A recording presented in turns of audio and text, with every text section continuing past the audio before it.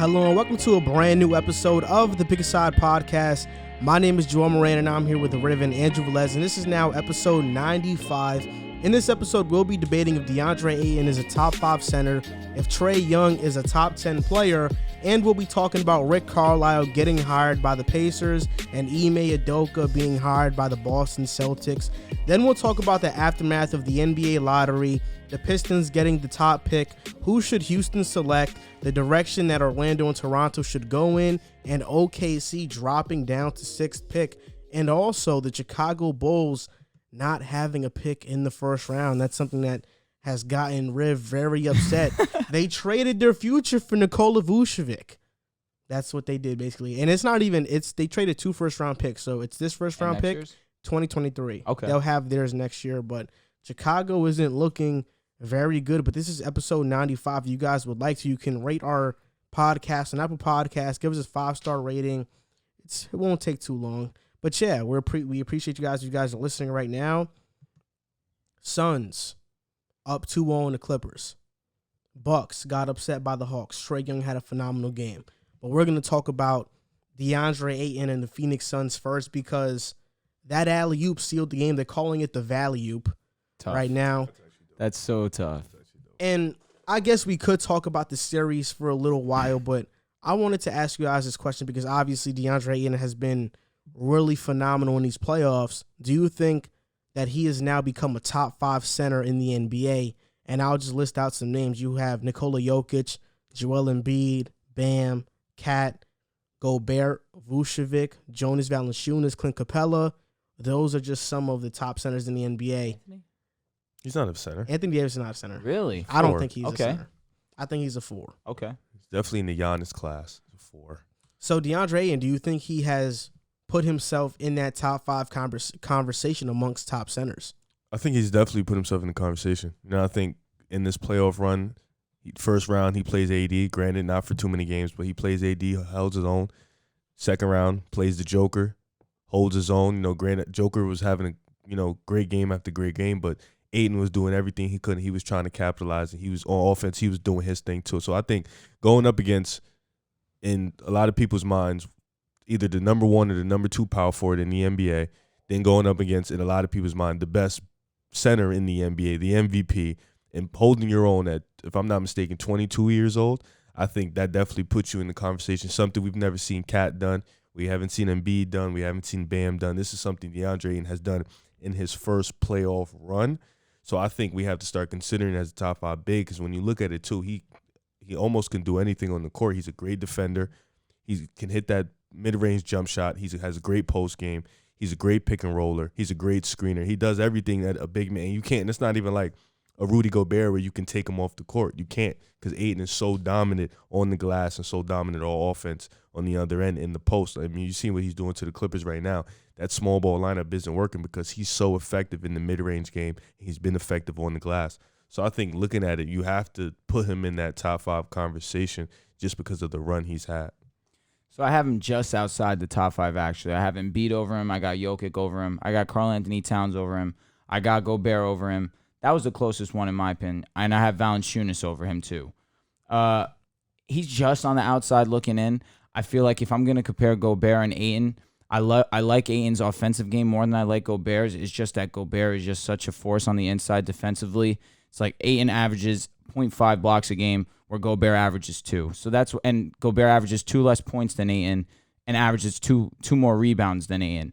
So it's really close between them.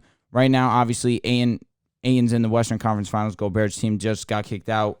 I don't want to say in spite of Gobert, but Gobert had a part in that Utah series going the way that it did. So right now I'm going to say not yet. Definitely has the potential to. Dude is really efficient scoring the basketball. Like Riv mentioned, his mid-range game is what makes him so efficient. He shoots the free throw relatively well. His inside game solid. His post game solid. He's really breaking out this postseason. So I'm going to say not yet, but definitely the potential to. I think he's put himself there. I mean, the only 4 centers that I could see over him that are over him right now at this point, Nikola Jokic, Embiid, Bam, and Cat. Everybody else is debatable. Gobert, because he lacks that offensive game, I can't put him over Ayton because I think Ayton has showed he can be a great defender, but he can be good on offense as well. He's not a liability where Gobert is. And even then, I think Ayton does a good job switching on perimeter guards, and he has some nice lateral quickness to guard those players. Vucevic, 21-11, you could make the case for him, but he's just not good on defense at all, where Ayton is. Valanciunas, 17-12. He's a really good player, but I think that's close. But I would just pick Ayton because I'm thinking about now, but I'm also thinking about long term as well. I mean, DeAndre Ayton, he's 22. He's just scratching the surface of what he's going to be. Definitely. There was a reason why he was the consensus #1 pick. Like, at the time of the draft, in hindsight, we're looking at it like, oh, maybe they should have taken Luka or Trae. But he was a consensus #1 pick at the time. He was called the next Shaq.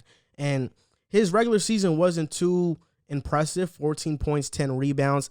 I thought he was going to take an all-star leap this past season. But in the playoffs, he's been averaging 16, 11, 0.5 blocks per game. He could get that up a little bit.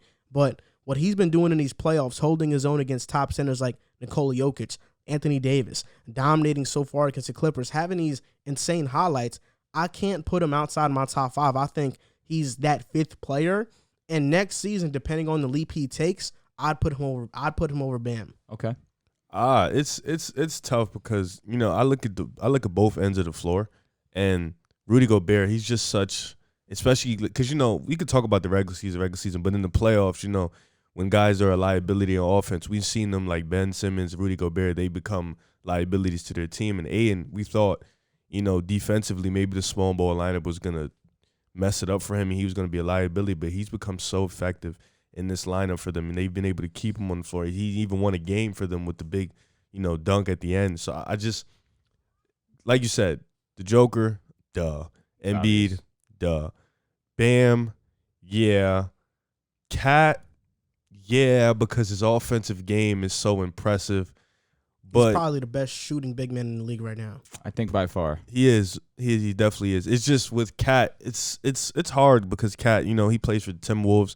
So it's hard to see we only seen him one time in the playoffs. So it's going to be a struggle for that. But like you said, I think next year if he takes that leap, I think Bam and Cat, he could possibly sneak over because we're probably not going to see. We might not see Cat in the playoffs next year. And judging, this is just one playoff series, but he's played against the best. So judging from what we've seen, Ayton is probably going to continue the success in the playoffs. It's just that right now, obviously, his team's amazing and they're winning. So that's going to play a factor into people thinking that, you know, he has a chance to be a top 5 big in the league or is a top 5 big in the league right now. I just think that there are other players, talent-wise, I'd take over him. Right now, obviously, he looks amazing. I'm not trying to take anything away from him. I just think that if Valanciunas was on this team, he'd be basically doing the exact same thing that he's doing, except defensively, I think he'd be a little bit more of a force. And then you look at Gobert, like you mentioned, I think I would rather Ayton right now. Ayton allows me to space the floor a lot better. The defense, obviously, I'm taking Gobert, but it's not like he's completely irrelevant defensively. I just think that I'm not 100% ready to just go all in and say he's top 5. It's just I'm not going to go recency bias and say, obviously, we're watching him. We're not watching Jokic. We're not watching Embiid. We're not watching these other guys. So that might be why, you know, this conversation has been going on, but it's definitely not too far-fetched. I think the thing with recency bias, I feel like is more geared towards if me and Joel, you know, if I'm an MVP this year, and Joel was behind me, but Joel had a great first round, then they talk about, oh, this is why he's better. I think that's more of a recency bias. Ayton has been doing this round 1, round 2, and this is round 3. He's kept up the consistent play, and it's not just against scrubs either. It's against Anthony Davis. It's against the Joker. So this is against guys who are we believe are top 10 in the league, top 10, top 5. So these are like, it's not just, it can be people could say this is one run. I can understand that. We can wait and see on the process. But when you break down the run, it's against competitive guys, like superstar players, like Anthony Davis, the Joker. These are superstar players. So I think recency bias can kind of be set back when you look at the context and add the extra information. And Jonas is a good center, but in Toronto, there was a reason he didn't get much playing time, and they traded him for Marc Gasol. And now it's because on defense, he just doesn't impact the game defensively that well. That's why they got Marc Gasol, and if it wasn't for that trade, I don't think we're sitting here and saying that the Raptors are the 2019 champions because Marc Gasol made a huge difference on their defensive identity. I don't think that's Valanciunas. I think Ayton has an edge, and as offensive players, I think they're the same. I think the Clippers would have been able to run him off the court. Yeah, I think so too because I don't think his foot speed slow. is that grand. But moving on a little bit to Game 3 now, that is tonight. So by the time this podcast is recorded and people listen to it or hear it for the first time, Game 3 is probably going to be underway or already be done with. What do you expect? Chris Paul is coming back today. Kawhi, I don't expect him to come back for the series. I don't think he's coming back. Yeah. But based on what you've seen from Game 1 and 2, what do you expect in Game 3? Okay, so Game 1, I felt like in the shootout, the Suns just got the better of them. I feel like the Clippers were a little bit tired. As you can see, coming off that Game 6, they didn't have much rest, but they still fought and ended up being Phoenix. I think Game 2 was kind of more of the dugout fight. It wasn't a good game from either stars, Devin Booker or Paul George. Paul George kind of kicked it up in the fourth.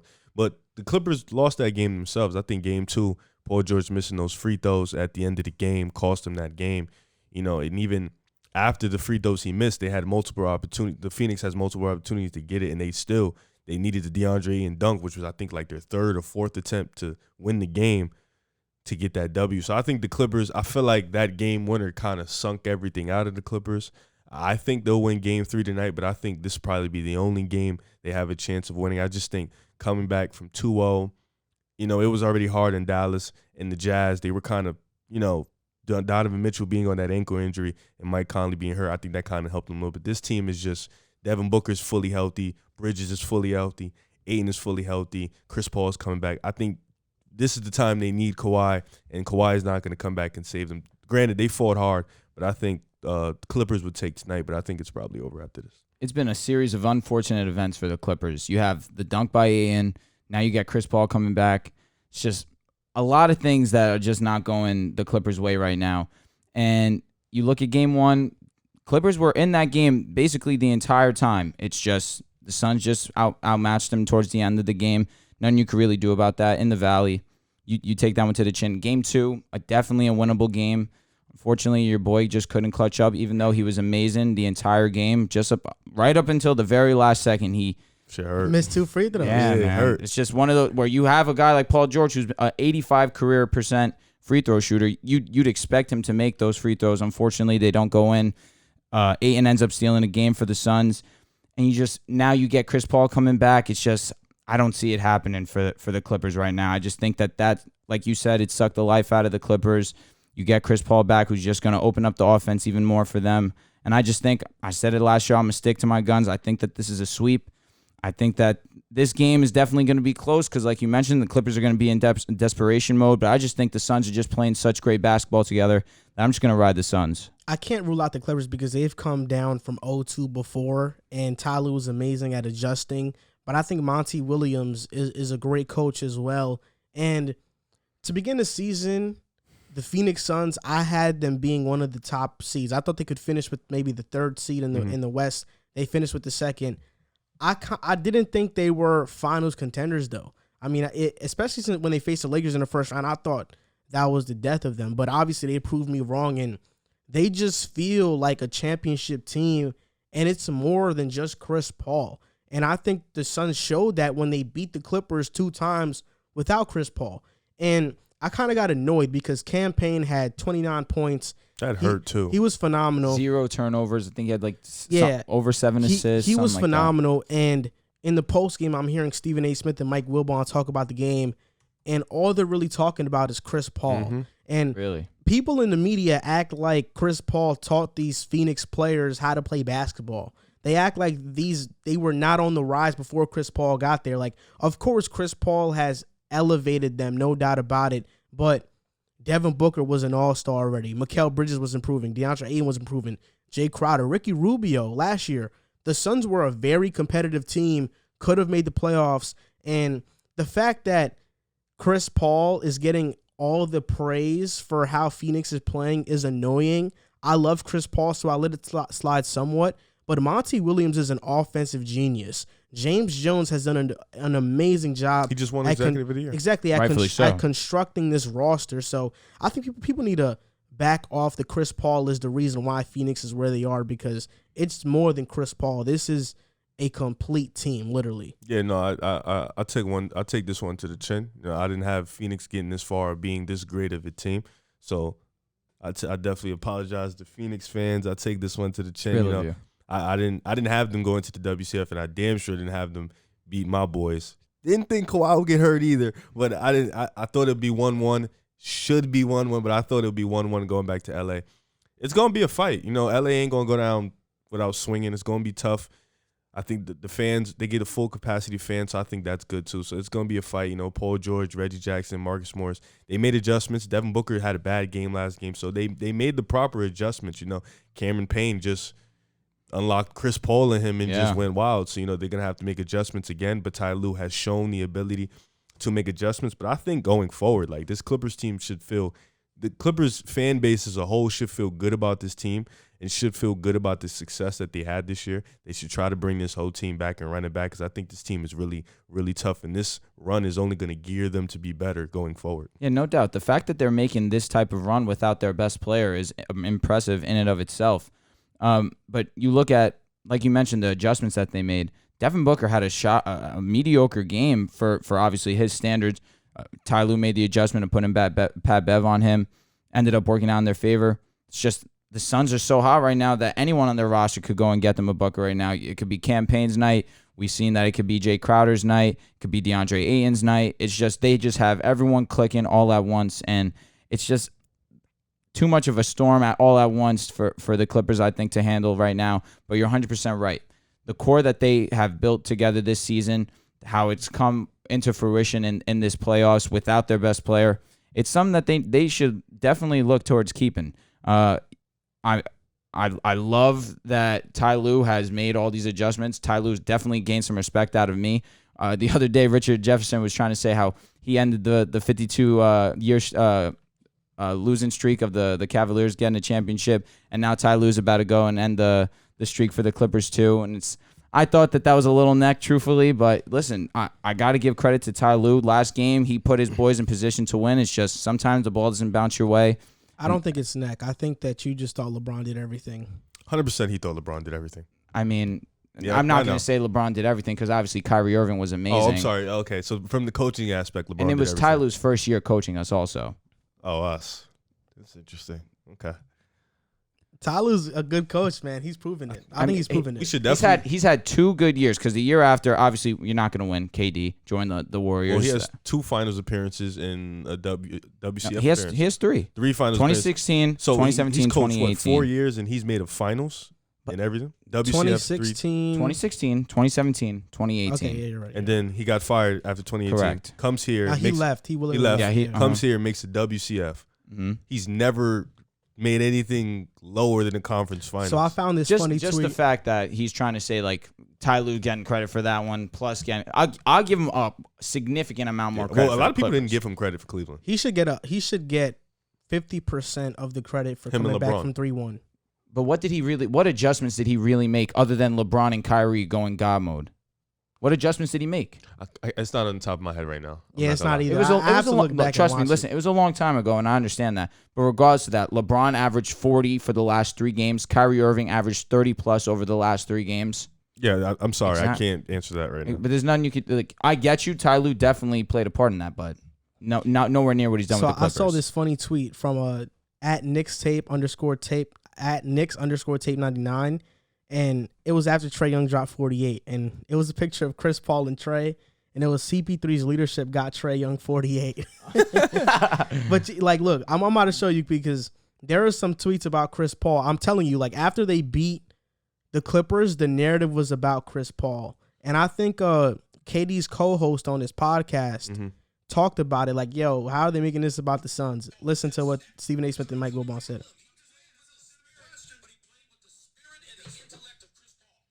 What?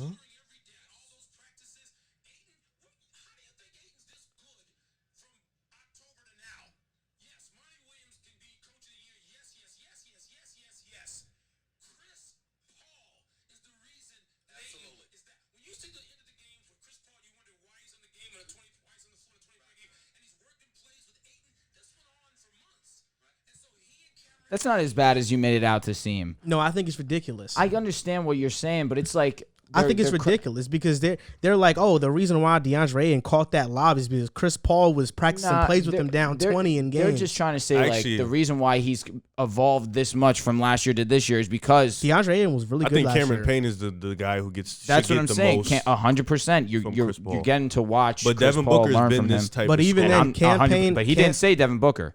They didn't say them. They said DeAndre Ayton and campaign. Even then, campaign last year in the bubble averaged 11 points per game and played like 22 minutes. Yeah, so he was playing well last year in the bubble. He was a huge reason to why they finished A&0. So I think are we gonna expand this superstar list?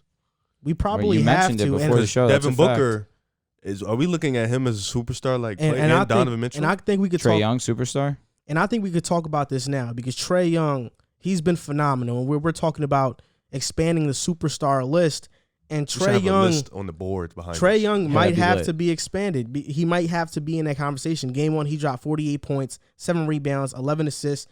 These are some of the things he accomplished with that game alone. It was a lot. He joins Luka as the only player aged 22 or younger with a 45-point, 10-assist playoff game. My God. He has the 6th most points in a conference finals game. First player ever with 45 and 10 in a conference finals game, and first conference finals win for the Atlanta Hawks since the 1970s. I think it's 1971.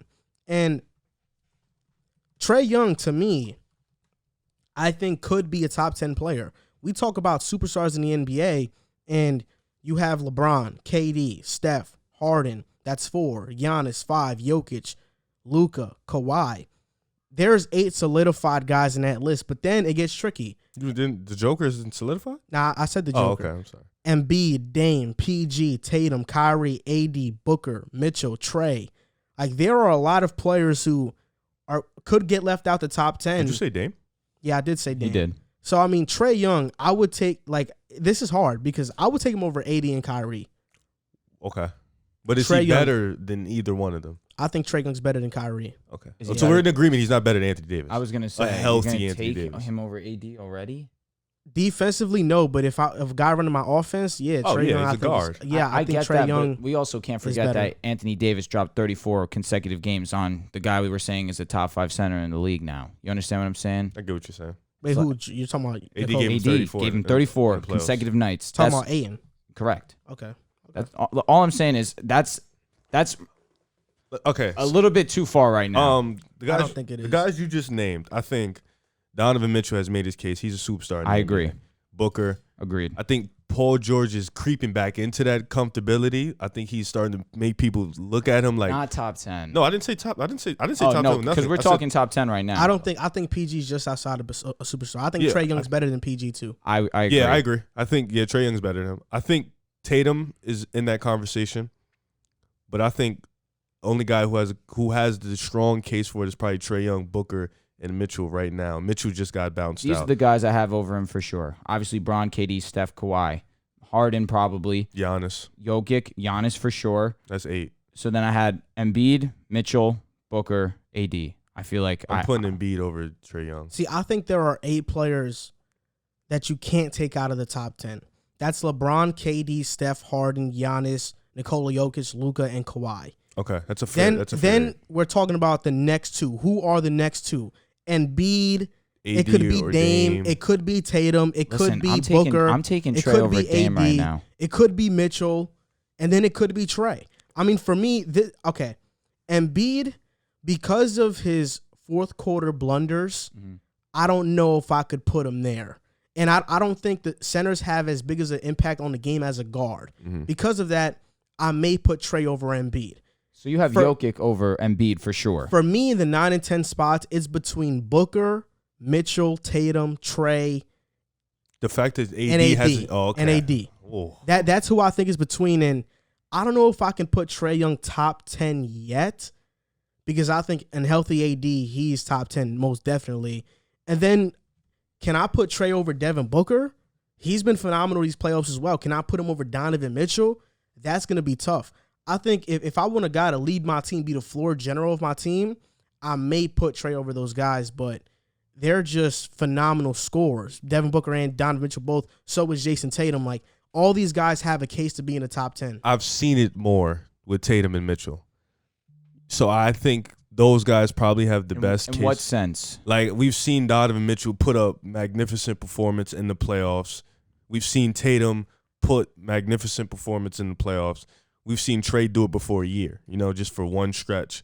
Same thing with Devin Booker. So I think those two guys probably have I have AD in my top 10. He may have dropped down a few spots after this horrible season, but he's still nonetheless a top 10 player in the NBA. I think that would be my 9th spot.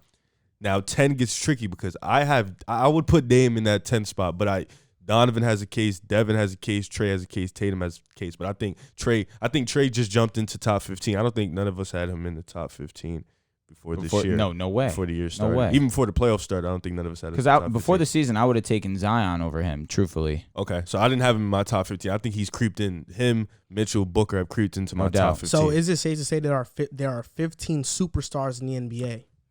Is Zion a superstar? Wait, no. I think Zion has the potential to be a superstar. Yeah. I don't think he's not become yet. one yet. Okay, so wait. Even though his numbers show otherwise, he's Correct. been phenomenal. 9, we agreed was AD. And then, But I don't think you have to be a top 10 And he player didn't to be a say Embiid. superstar. He didn't say Embiid. So- I feel like Embiid has to be top 10 after this year. that's where it's getting tricky. Let me name 15 players and tell me if you think these guys. Well, wait. Before you do that, what's your definition of a superstar? You can be the best player on a championship team, or at least lead your team to get there. So at least a conference final. A conference finals appearance, a finals appearance. Well, then let me ask you a question because this gets tricky. Is Jimmy Butler a superstar? I think so. That's what you based off your definition. I don't know. Is Jimmy Butler a superstar? Because he has done it before, and judging from what he did in Miami with the proper reset, he can probably do it again. In his first year, he took him to the finals. And based off Atlanta's circumstances, Trae Young might do it once. It's hard for me to call Jimmy Butler a superstar. Me too, but I'm saying based off your definition, that's why it's like it gets tricky. You get selective, But let me hear your 15 though. These are the 15 superstars in the NBA. These are 15 players that I think are superstars in the NBA. This is not in order, by the way. LeBron, Cade, Steph, Harden, Giannis, Jokic, Luka, Kawhi. That's 8. Embiid, Dame, Tatum, Kyrie, AD, Booker, and Mitchell, and Trae. Okay. 16. I got questions on 2. Giannis and Kyrie. Based off your definition, I'm just going off your definition. You said be the best player. Giannis is a superstar.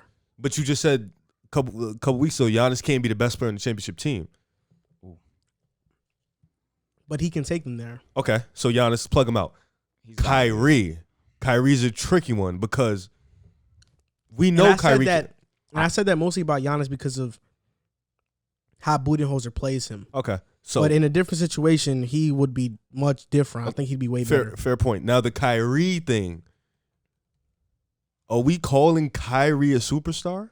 If you're calling Harden a superstar, in my opinion, you have to call Kyrie a superstar. Because Kyrie can't do what Harden does. Kyrie's had success in the playoffs where he's shown. No, we're talking about as a number one. No, Kyrie has never had success as number one. He's never been the best player on his squad. He did that. He was the best player in Boston. But he was hurt that year. And then the year after, they lost to Giannis. That's true. They got smoked by Giannis. That's true. But the Bucks were better than them.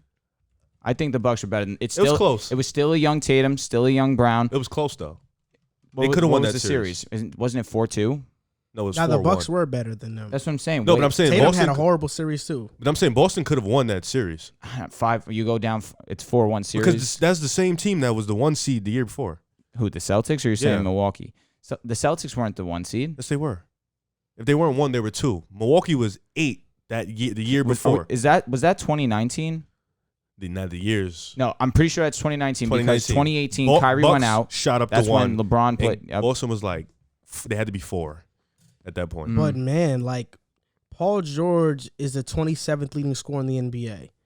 Jimmy Butler is 33rd. I don't think I can call Jimmy a superstar. I really don't think so. If you're calling Kyrie a superstar, I'm calling Paul George and Jimmy a superstar. That's just how I view it. I probably would take Kyrie out. I probably would take Kyrie out, yeah. I feel more comfortable calling Kyrie a superstar over Jimmy and who's the other name you said? Paul George. They're both, I think, are better superstars than Kyrie. Just in my opinion. He's proven more as the number 1 option. Well, Paul George, he has.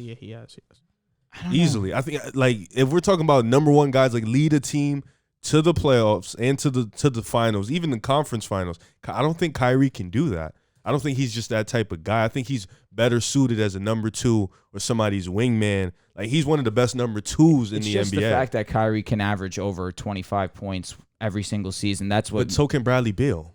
And you don't think Bradley Beal's a superstar? No, I think he's an all-star. I think he's a high-level all-star. I just think that his team's bad too. But that's Kyrie's team's not bad. Oh, I agree. But Kyrie's had success in the playoffs With LeBron. Mm-hmm. Like, that's why I think he is one of the best number 2s in the NBA. Mm-hmm. But I think if we're talking number 1 guy, like, unless we break up superstars like a tier 1, tier 2, we're just talking superstar flat. I don't think we can say Kyrie's a superstar. I will put you didn't. I don't even think you said Tatum.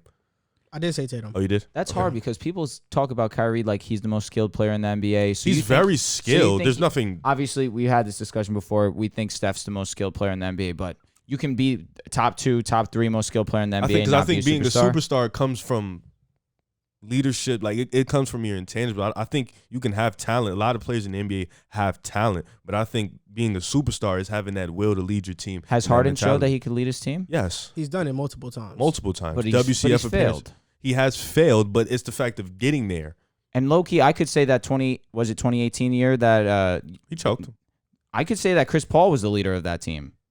I mean, being a leader and a superstar is different.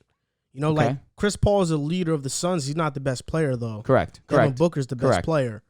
And Devin Booker is, I would say, the superstar of the team. Mm-hmm. Chris Paul just puts it all together. Mm-hmm. And that's what he's been throughout his And career. even without Chris Paul, Harden has made a WCF. Yeah, Harden made the WCF with Dwight Howard when he was on a decline. Mm-hmm. He made 8 straight playoffs in the Western Conference with the Rockets. Even with Kyrie with Boston, when it was with Brooklyn, when it was him, Dinwiddie, and LeVert, they were an under 500 team when Kyrie was playing.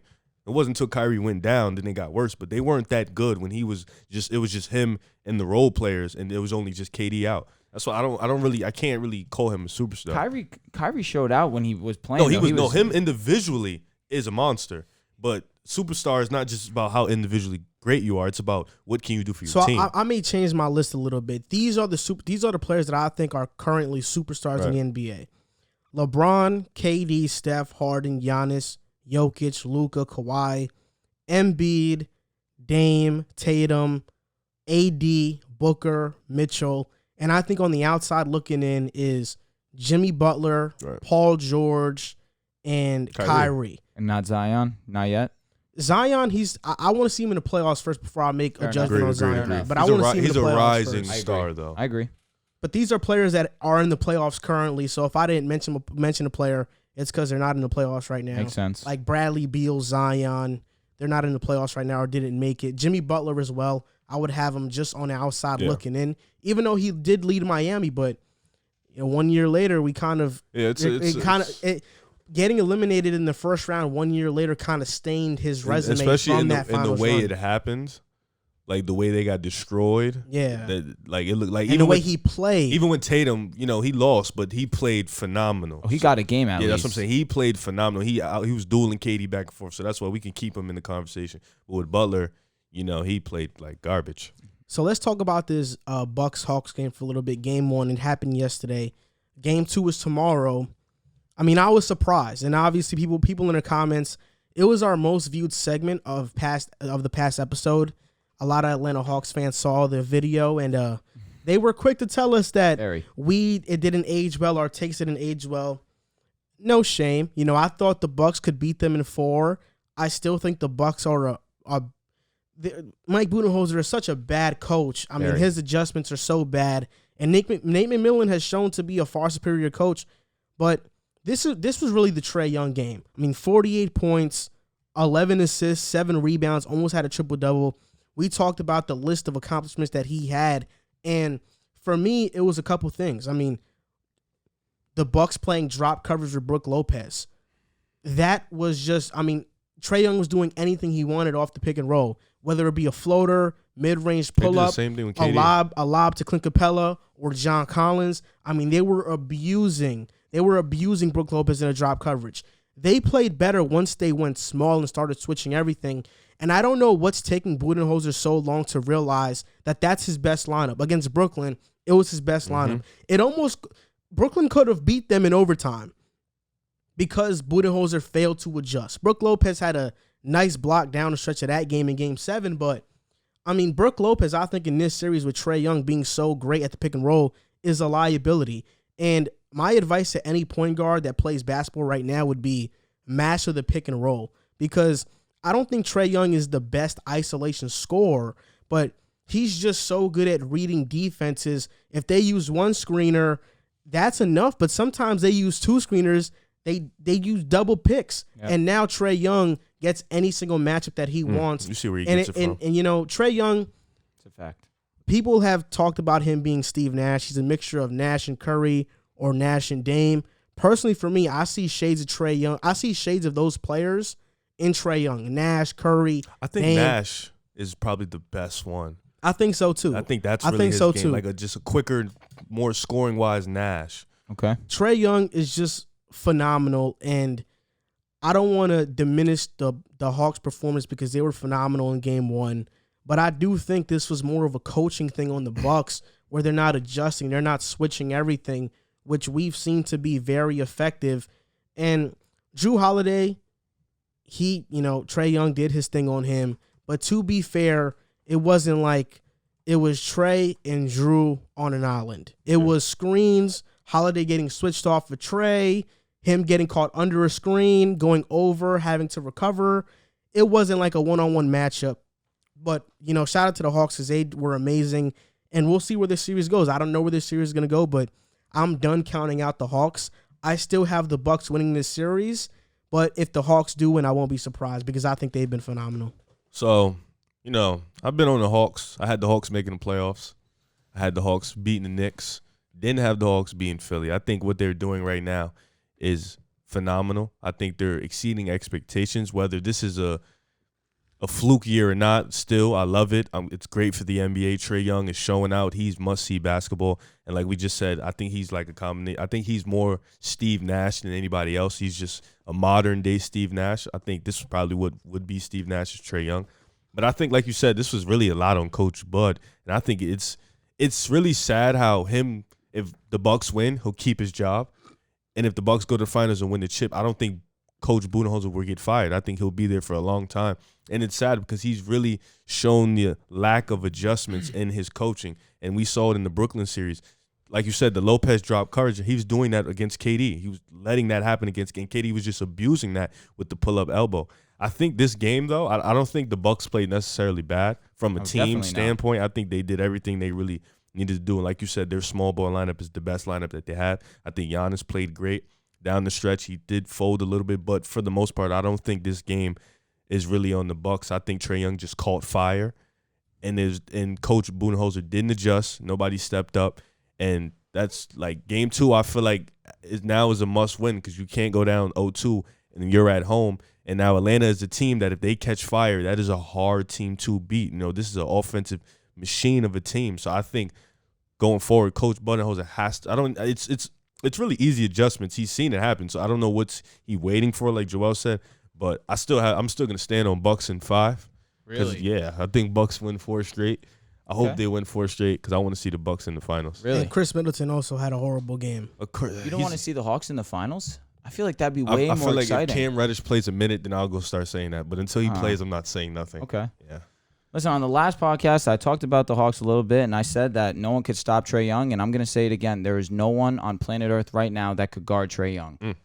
He had so many moments where he just looked so effortless. He looked like he could do anything with the basketball, and he would get open. There was this move on Connaughton he had, did a quick dribble through his legs, caught Connaughton leaning towards the basket, hit him with a step back real quick, hit splash to 3, right?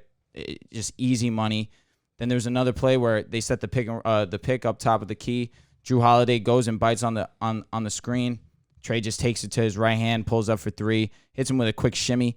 It's just he's just feeling himself to a different type of degree right now that we've only seen a guard like Steph do in the playoffs of recent memory. Kyrie Irving too.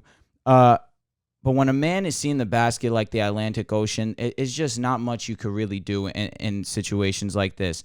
I'm not trying to overreact to Game 1 too much because we've seen it in the throughout basically this entire NBA playoffs where people overreact to game one. You got the people like the Clippers, where they lose against the Mavs, they lose against the Jazz. Everyone counts them out. Everyone, aka myself, and they come back and win. Phoenix goes down 2-1. Let's not. I'm not gonna overreact because I still think Milwaukee should be capable of winning this series. But man, this man Trae Young is special. And then you see guys like John Collins, who's emerging right in front of our eyes. He caught the crazy lob from a pass from Trae Young off the backboard. It is just so much going right for the Hawks right now. And you guys mentioned it all with Budenholzer. He refuses to make adjustments. But it's in a series like this where Trae Young is just so hot. I don't know what you can do to stop him unless you want to just completely say, let these other guys beat me. But John Collins has been money all season. All postseason long. Gallinari's starting to get it going. Bogdanovich, that's the only guy right now that's missing out of this equation, and they're winning in spite of him shooting mediocrely. Horder has been more than solid for them. This Hawks team is special. I like the Bucks in the long run, but I'm quickly leaning Atlanta. But I'm not gonna change my mind too quick. I'm gonna stay Bucks. And yeah, I mean, outside of Collins and Trae Young, nobody on Atlanta played exceptional. Kevin Huerter was okay. Bogdanovich had a bad shooting night. So did Gallinari.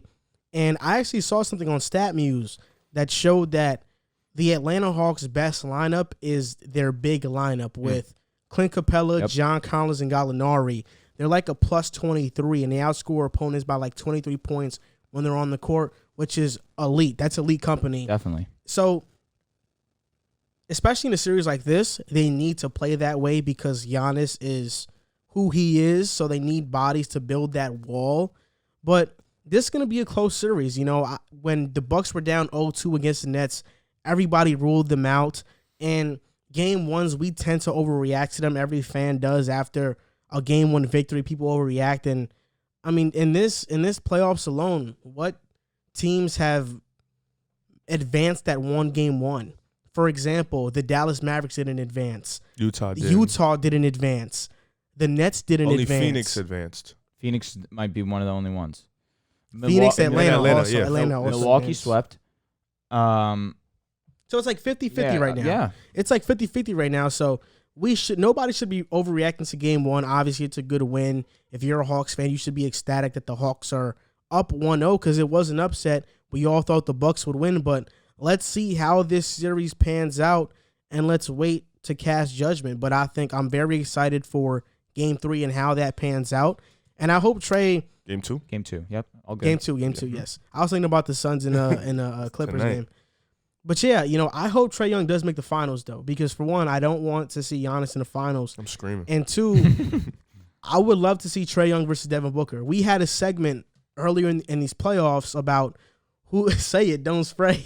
I just sneezed all over the place. No, I'm playing. I didn't think you sneezed. I just saw my saliva. Oh, go. really? Yeah. All good, bro. No, but yeah, we had a segment earlier in the season that earlier in the playoffs. Yeah, it was JC and Ronnie. They were here. It was talking about who's more impactful, Devin Booker or Trae Young. And now we might see that be a finals matchup, which would be crazy. That'd be so good. I think it would be, yeah. I really wanted that Utah-Phoenix series. Me too. I wanted Donovan versus Booker right before the finals. Yeah, didn't get it. Hey, I'm not too. I know you're not too upset, but I wanted LA. A healthy Utah versus a healthy Phoenix, that series would have been. We won a job. You wanted to play us? Yeah. I wanted to play y'all. We couldn't get there. We won a job bad. Yeah, we folded. So wait, who you guys got winning Game 2? I have the Bucks tying it at 1-1. Bucks? 1-1. Yep. They're gonna tie it 1-1. I'm gonna go Hawks, man. I feel like He's a believer. I think Trae has just been too all world for me right now. I love watching him play. He's a poor man, Steph Curry, and I mean that with such respect. Bro, he's his own guy. Listen, you're right, because I think he's more. At Trae Young's age, he's better than Steph. I agree. Than he was at Correct. his age. And he's more of a playmaker than Steph is. It's just by far and away, Steph's the better shooter. We're playing the age card. But is that not true? But at 22, making a Eastern Conference Finals, Steph just got out of college at 22. Was Steph averaging 29 and 10 at 21 years old? He was in college. Okay, that was his rookie year. So he wasn't. It was his rookie year. he was injured early into his career too. So it's like, obviously, Steph was a late bloomer, and he's one of the rarities of the NBA. He was, I don't know if he was a late bloomer. He became a star at Like 25, in 26. In 2014, when was he drafted? 2009. It's 2009. So it took him 5 years to become Steph Curry. I feel like that's what it takes players normally. Like Devin Booker right now we just see him. I can't agree with that because Devin Booker was an elite scorer young. He was in that elite company with LeBron, yeah, but we're not KD. putting him in this elite company until now. Well, because obviously he wasn't winning before then. Yeah, the same thing with Steph. Steph was always good. He just was his ankle injuries. The Golden State wasn't too good. But, I think players usually peak around. I mean, they usually start showing flashes around that Trae time. and Luka are bugging at 21 years old. That's crazy. It's like literally we've only seen that from KD. Well, how many guys get Giannis, the keys that early? Not Giannis, excuse me. Yeah, That's true. In the That's NBA also back then, true. older guys didn't get the keys. Curry had to share the backcourt with Monte Ellis. Harden had to wait, for his time. Imagine getting benched from Monte Ellis. Like Curry had a rough go. Who got benched for Monte Ellis? Curry or like rookie season. They was they started. Yeah, Oh, they Monte started was together. apologize. two. He's a little guy. Yeah, Curry averaged 14 his third year in the league, but then That was the injury year. His fourth year, he this is where he turned up 22.9. Mark Jackson. And he does not get not nearly enough credit for building that Golden State roster. But that's a different conversation. That's because I think Didn't he have like a racist comment or something? no, he had a homophobic comment. That's why they fired him? I think that's why he's blackballed. They say there's a theory that Mark He's a great Jackson. analyst. I was going to announcer say, anyways. if he really was getting blackballed, he wouldn't be an analyst. Yeah, correct. Nah, yeah. not necessarily. You don't think I think so? he's good at that though. I think He could get blackballed He's from amazing. getting a job in the NBA, Uh-huh. but to be an analyst, I think because that's TNT. That's not. And no, that's ESPN. I don't know if he does TNT. That's ESPN. That's not the NBA. But he got fired from Golden State. I think this is a theory. I'm not sure how much truth there is to it, but he said a homophobic comment, and Bob Myers, I think his son is gay. Oh, okay. So- wow. Yeah, he's Okay. done. Yeah, so because of that, I think Yeah, he's done. they cut Mark Fair Jackson enough. quick. Yeah, he was out of there after that one. Fair enough. But that's what I've heard. That's what I've read around with the internet. The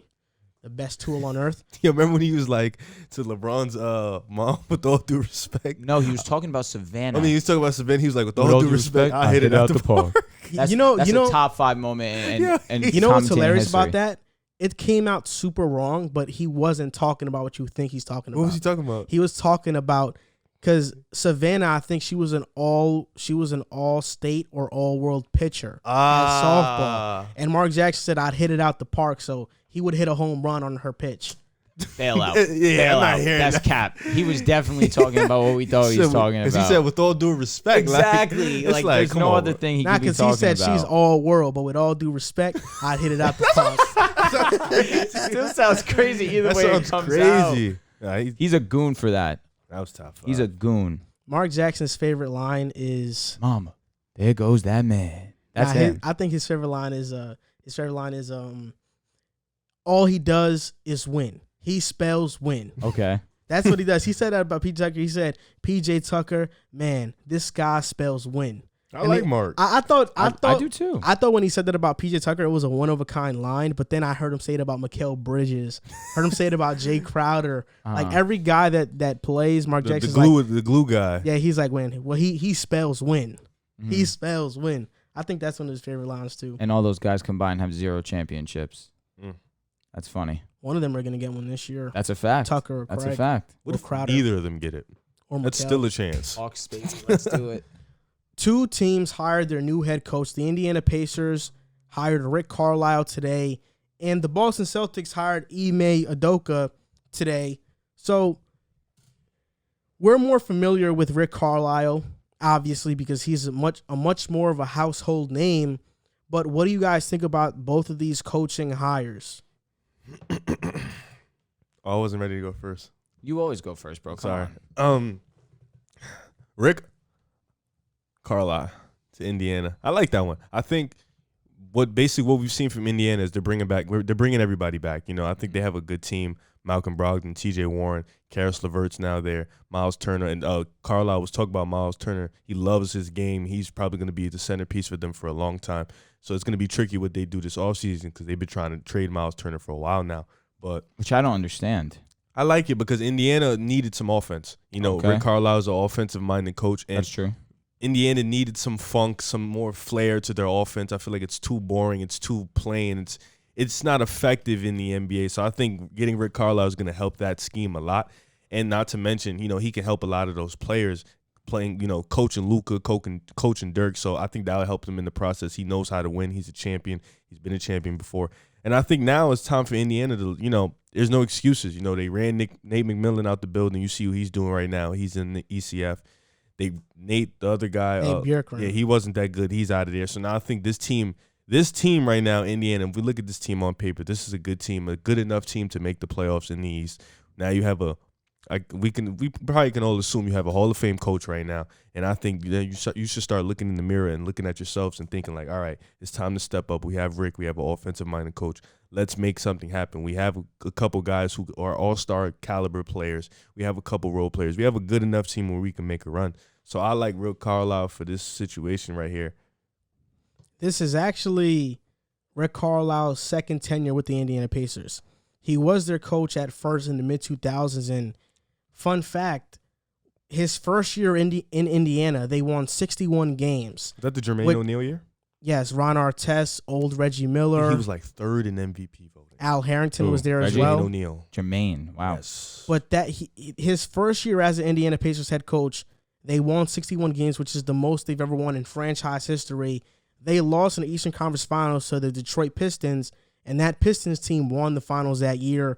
But then the next 3 seasons, they kept dropping down to eventually the point where Rick Carlisle was let go from Indiana, and now he's back. And I think Jermaine O'Neal, he was a great player, but I don't think he was a superstar. Nah. And you look at their team at the time: Ron Artest, Al Harrington, Jermaine O'Neal, Reggie Miller.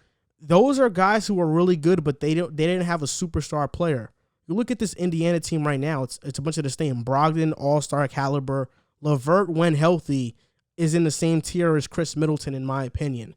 Then you look at T.J. Warren, Sabonis, then Miles Turner, who's an elite defender. And Rick Carlisle has actually praised Miles Turner in the past before. So they have a lot of great players, that are all-star caliber players. Rick Carlisle could bring the most out of these guys. And they also have the 13th pick in the draft as well. And fun fact, the last time they drafted around that area, they drafted Paul George, Kawhi Leonard, Danny Granger, Miles Turner as well. They usually hit on the draft picks if they draft around that 13 area, the teens. What do you think they need, though?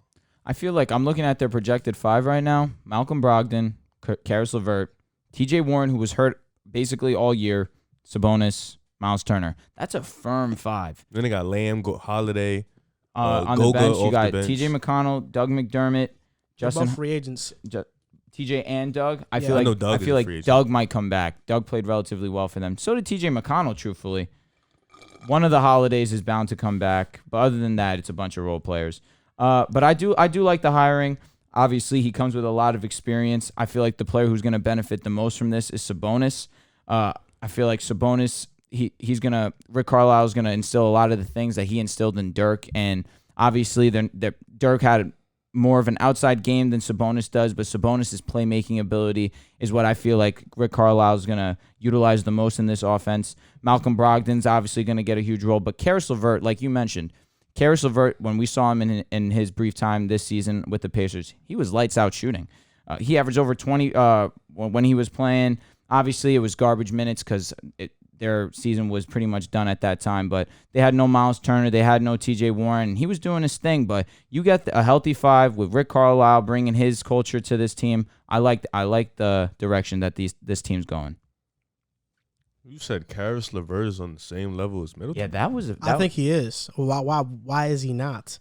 Karis LeVert, when healthy, in the stretches that he's shown, he's on the same level as Chris Middleton. But those are short spurts. Correct. Those aren't like long stretches. That's what I'm sorry. Like there's players in the NBA that can have a long short stretch. Do you think LeVert could be a firm 2?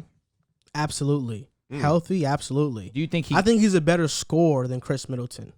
I think Chris Middleton's a better defender. He has a better all-around game. Better shooter, too. But I think Karis LeVert's a better scorer and a better ball handler. You give him the ball, something's going to happen. Mm-hmm. And I think he steps up in big moments. Chris Middleton, to this point in the playoffs, really has not shown much outside of this playoff run right now. Okay. Karis LeVert in the playoffs has been really good when you watch him play. Granted, So what is 5 games. I was gonna say, what is? I mean, yeah, but that's still a playoff series, and you've been good. That's true. Against but Philly with D'Lo, the LeVert was the only one who really showed up. The sample size for me is not enough personally. I feel like I can agree with you. Chris Middleton hasn't really shown up until this playoff run, but in the regular season, Middleton had been an all-star for the last two. I was going to say the last 2 seasons. Last year, he won them a game against Miami where they were about to get swept. Middleton put the Bucks on his back and won him a game. So I have to put some respect on his name for that too. And then what he did against the Nets, that Game 7, clutch bucket to put them up 2, which ended up being the bucket to win the series for them. It's just it's a bold thing to say that LeVert's up. LeVert is health. You know, he hasn't been healthy enough true. for us to say, all right, we know he's going to do this for a full season. You know, he's always been hurt, whether it be ankle injuries, leg injuries, or something in his body. Freak lung injury. Yeah, so it's Karis LeVert put the team on his back against Philly when he beat them in the playoffs. Karis LeVert for that series averaged 21, 4, and 3 and shot 49% from the field and 46% from 3. And that was a Philly team that went to was Toronto, a Kawhi buzzer beater away from going to the conference finals, and they could have went to the finals if they would have beat Milwaukee that year. But you know, that Philly team was a great team, and Karis LeVert showed out. So I think Karis LeVert, when healthy, has shown he is on the same level as Chris Middleton. How many points did he average that series? 21. So Middleton's career high in the playoffs was 24.7. His second best is 22. Who did he play? What do you mean? Who did he play in that series? Yeah. That's a great question. I'm just looking at his stats overall. I mean, the thing with Karis, though, is that it's always been about opportunity. Yeah. If you put Karis and you swap him out with Chris Middleton and Karis stays healthy, availability is the best thing. Yeah, exactly. But he can drop 20 to 24 a game easily. Karis LeVert is that type of player. Mm-hmm. And like you mentioned, I just feel like Chris Middleton just does more for a squad on top of just offense. So I feel like that's another reason why I lean Chris. But I understand. Listen, LeVert's no scrub. I'm not saying he's bad by any means. I just feel like to put him on Chris Middleton's level right now, especially when we're seeing Chris Middleton really take form. I mean, what's Middleton's level? Bottom tier all-star. Chris Middleton is a 20-point per game scorer. Karis, when healthy, is a 20-point per game scorer. Chris Middleton has been that guy that every year is a borderline all-star, but you wouldn't mind if he doesn't make it. That's what Karis, when healthy, is that really, type of player. Out of Milwaukee, other than Giannis, do you really care about anyone else if you don't watch Milwaukee basketball? Not really. I'm not about to answer that question. Because Giannis is what catches your attention. It's not that. It's that Chris Middleton is just a borderline all-star. I think what it is. I think he's like Tobias Harris in that same tier. Think what it is. The guys that got snubbed by, and I don't mean to interrupt you. I just think what it is just Middleton's available. 100%. But you think about the guys that he made it over last season. He made the All-Star game over Devin Booker, made the All-Star game over De'Aaron Fox. Over Beal. You're naming West guys. Well, Middleton's in the East. I apologize. You're 100% right. But he made it over Beal. That's shouldn't have made it over Beal. Beal is better. Last year? And did Jimmy not this past season? Last year. Did Jimmy make the All-Star game this season? He made it, but he was hurt. Okay. He did make it, and he gave his spot up, didn't he? Because Bam didn't go into the All-Star game. You're 100% right. I just completely got Chris that Middleton is that borderline All-Star guy. He's in the Tobias Harris range for me. Like that's where he's at. And okay, I don't think. I think I would take Chris Middleton over Tobias. I mean, they're the same tier though. Those are number 2 guys. They're both. Tobias' defense isn't Chris Middleton's. They're both guys that you don't want to give a max contract to. Oh, I would give the way Middleton. Like you're talking bad on Middleton. Like this isn't the best he's ever played. I mean, he's playing phenomenal, but this is, like you said, it is the best he's ever played. And it's taken him 4 to 5 seasons to be consistent in the playoffs. And even then, but didn't you say late he's bloomers, not good. Like 4 or 5 years is usually normal? He's 29. Yeah, he's been in the league for a while. Okay. And plus, away, he's not good. So you can count on him being there at home games. Well, not yesterday. But on the road, he's not good in the playoffs. Mm-hmm. And in this season, in this playoffs, he's shown that as well. So you can only count on him 50% of the playoff games. I mean, Middleton is good, but he's one of those guys that you don't want to give a max contract to. You don't want them to be your number 1 option. They're good as number 2. I agree with you. They're like, do you want LeVert to be your number 1? He's not number 1, but he can be a better number 1 than Middleton because he's an electric scorer. Listen, I saw Middleton in the playoffs win a game against a team that went to the finals. He put up 30 plus against an elite at that time, elite Miami defense by himself. So it's not like I'm going to say he can't be because I saw it in the playoffs when it mattered most. I mean, to be fair, that Bucks roster got upset. They were not supposed to get beat like that. And I agree. They And got upset. Giannis was banged up too, and they didn't have 100%. I mean, they got upset. That's just the bottom line of it. For sure. But I'm just saying, I've seen Chris Middleton do it. I mean, Chris Middleton, I'm not saying he hasn't done it, but I just don't think Chris Middleton, he's a number 2, but he's a low-level number 2. I mean, when Milwaukee loses, we look at him and we're like, wow, he went 6 for 23. I agree with you. Like, that's what we look at. But up until this season, you're right. 100% I agree with that. But it's just the fact that he's playing well now, and this just so happens to be said. It's just like, we got to give him his respect while he's actually finally performing. No, I'm giving him his respect, no doubt about it. I think he's a great player. But I also think that he's a low-level 2, and that's exactly what I think Karras is. Like, he's a low-level 2, probably a 3. Chris Middleton, if, like, he's on a championship favorite, he is a third option. He's not the number 2 option. But Milwaukee's a championship favorite, and he's a number 2. I would think right now Phoenix is the favorite. Phoenix actually just opened up as being the favorites. Okay. But before Milwaukee lost, they were the favorites. Okay. Yeah, and especially when you look at Middleton. But that's just because of how up. dominant Giannis is, realistically. Of course. Being I mean, favorites. that's because just without question. Yeah. I mean, when the Bucks lose, we point to Middleton. He's the guy. When the Bucks lose, we very rarely say, "Man, Giannis shot poorly." We say, "It's Middleton. It's Middleton." Even Holiday yesterday, he showed up. He had 30. Holiday had an amazing game last night. So it's most of the time it is Middleton. But to move on, the Celtics hired Ime Udoka as their new head coach, and there's not much that I know about this guy. You know, I know that he's married to Nia Long. Oh my God. She's bad. I know that. What? You don't know who Nia Long is? Look it up. She's an Pissed me actress. off. Never seen Friday? Nia Long. No, I haven't. I'm on culture for that. Well, you're not Yeah, black. nah, he is uncultured for that. Think so? I'm not black. I've watched Friday. That is true. And you hang around a lot of black guys. Yeah, No, you're sick. It's inexcusable. Yeah, you talk about me with Twix. Oh, I know who this is. Of course. He's married to her? Yes. Oh, she is bad. You never watched Friday? I just haven't seen it start to finish. Go home and watch all 3 of them. All right, bet. No, Tuesday I'll drop the review. Matter of fact, get high and then do it. All right, bro, bet. But, okay, Ime Udoka, I know that he's married to Nia Long. I know that he used to play in the NBA. And I also know that he used to be one of the worst-rated players in 2K. Really? You actually found that out? I didn't find that out. I just remember as a kid He's like a 55. looking through rosters, This and guy he used to always be the bottom tier in the NBA in terms of ratings. But obviously that's not a reflection of how good of a head coach he's going to be. He has 7 years as an assistant coach. 1 on the Nets this past season, 1 on Philly with Brett Brown, and 5 years under Greg Popovich. And we look at Greg Popovich. He was 7 under Pop. 5. It was only 5? Yeah. Thought it was 7. 5. Because I think he has 7 years as an assistant coach. So it was 5 with Keep San going up. Antonio, 5 with San 2 with the Antonio, Nets. 1 with the Nets, and 1 with Philly. Okay, so he Yeah. just recently was on. Yeah, he was on his coaching staff with Steve Nash. Yeah, Okay. he was on it. And, I mean, this guy was a longtime Spurs assistant with Greg Popovich. And when you look at his coaching tree, Quinn Snyder, Taylor Jenkins, Monty Williams, Mike Budenholzer, Popovich's assistant coaches turn out to be really good. Becky Hammond could be the next one up as well. Let's hope. I mean, his assistants turn out to be really good coaches. And I think the reason why Stevens hired Udoka is because in 2019, in the USA and Team USA camp, he was an assistant coach under Greg Popovich's coaching staff, and he built a bond and relationship with Jason Tatum, Jaylen Brown, and Marcus Smart.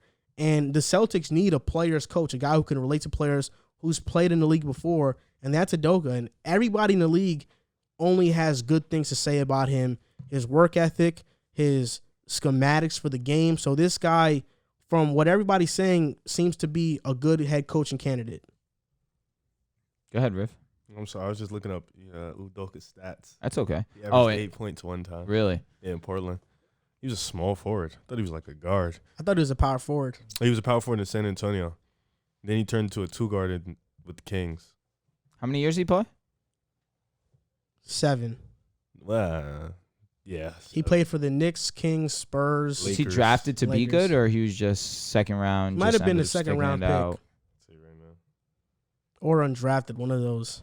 And while you look that up, I might as well just give my preview of what I think about it. So, like you mentioned, he built what they wanted to do right here is show that the players have an impact on front office decisions. And I appreciate a decision like that, especially when you have Tatum, JB, Marcus Smart being vocal about wanting this guy to come in.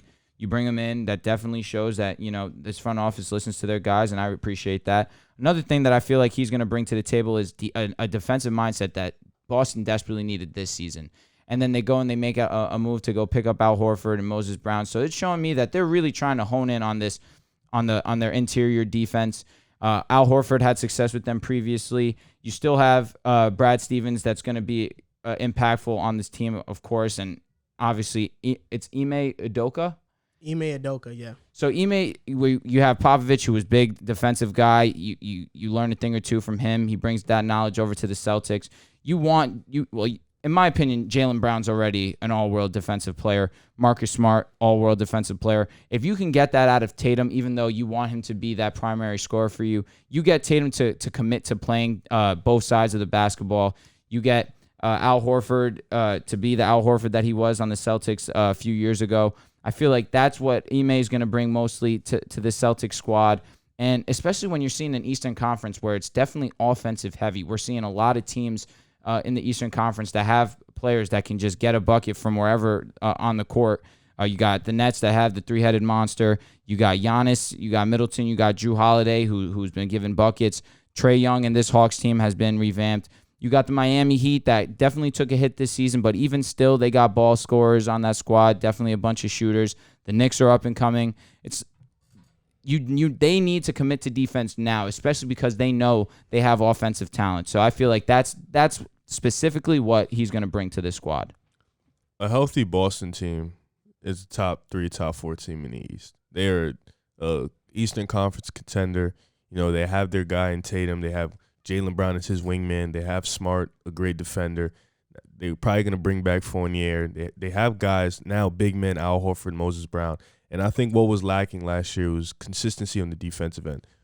Udoka was one of the assistant coaches for Greg Popovich, and he focused on the defensive end in San Antonio. So I think that bringing in a guy who's not only a player coach, but a guy who focuses a lot on defense is going to help them. Not to mention bringing in a guy who understands a complicated, a pass-heavy playbook from Greg Popovich, which the Boston Celtics needed. They were a little bit too ISO-heavy, relied too much on guys making shots at the end of the shot clock, doing stuff randomly. So I think bringing that in is going to help them too. And, player coach is Jason Tatum, Jaylen Brown. They advocated for this guy. They played with him in 2019 on the FIBA, so they advocated for him. They want him. So Brad Stevens did what he needed to do to keep his stars happy. He brought in Udoka. So now with this roster, it's just about getting it together on the consistency. And, last year, this past season, we see this team dealt with injuries, COVID, inconsistencies, bad chemistry. So I think now with Udoka as a player coach, bringing all that in and, coming from a Spurs organization, like Joel said, guys who are they're pretty successful in the NBA, and he's going to bring in that value, his values, his morals from a Spurs culture that dominated the league for 20 years based off their beliefs. I think bringing that into a Boston culture is kind of like the same in a sense. I think that's going to be good for them too. So, yeah, I think Ime Udoka was a pretty good hire by the Celtics. Obviously, thank God. He has no head coaching experience, so we're not sure what his schematics are going to be. Mm-hmm. So this is a wait and see. We'll wait and see how good of a coach he is. But for now, were you surprised they didn't bring in Rick Carlisle?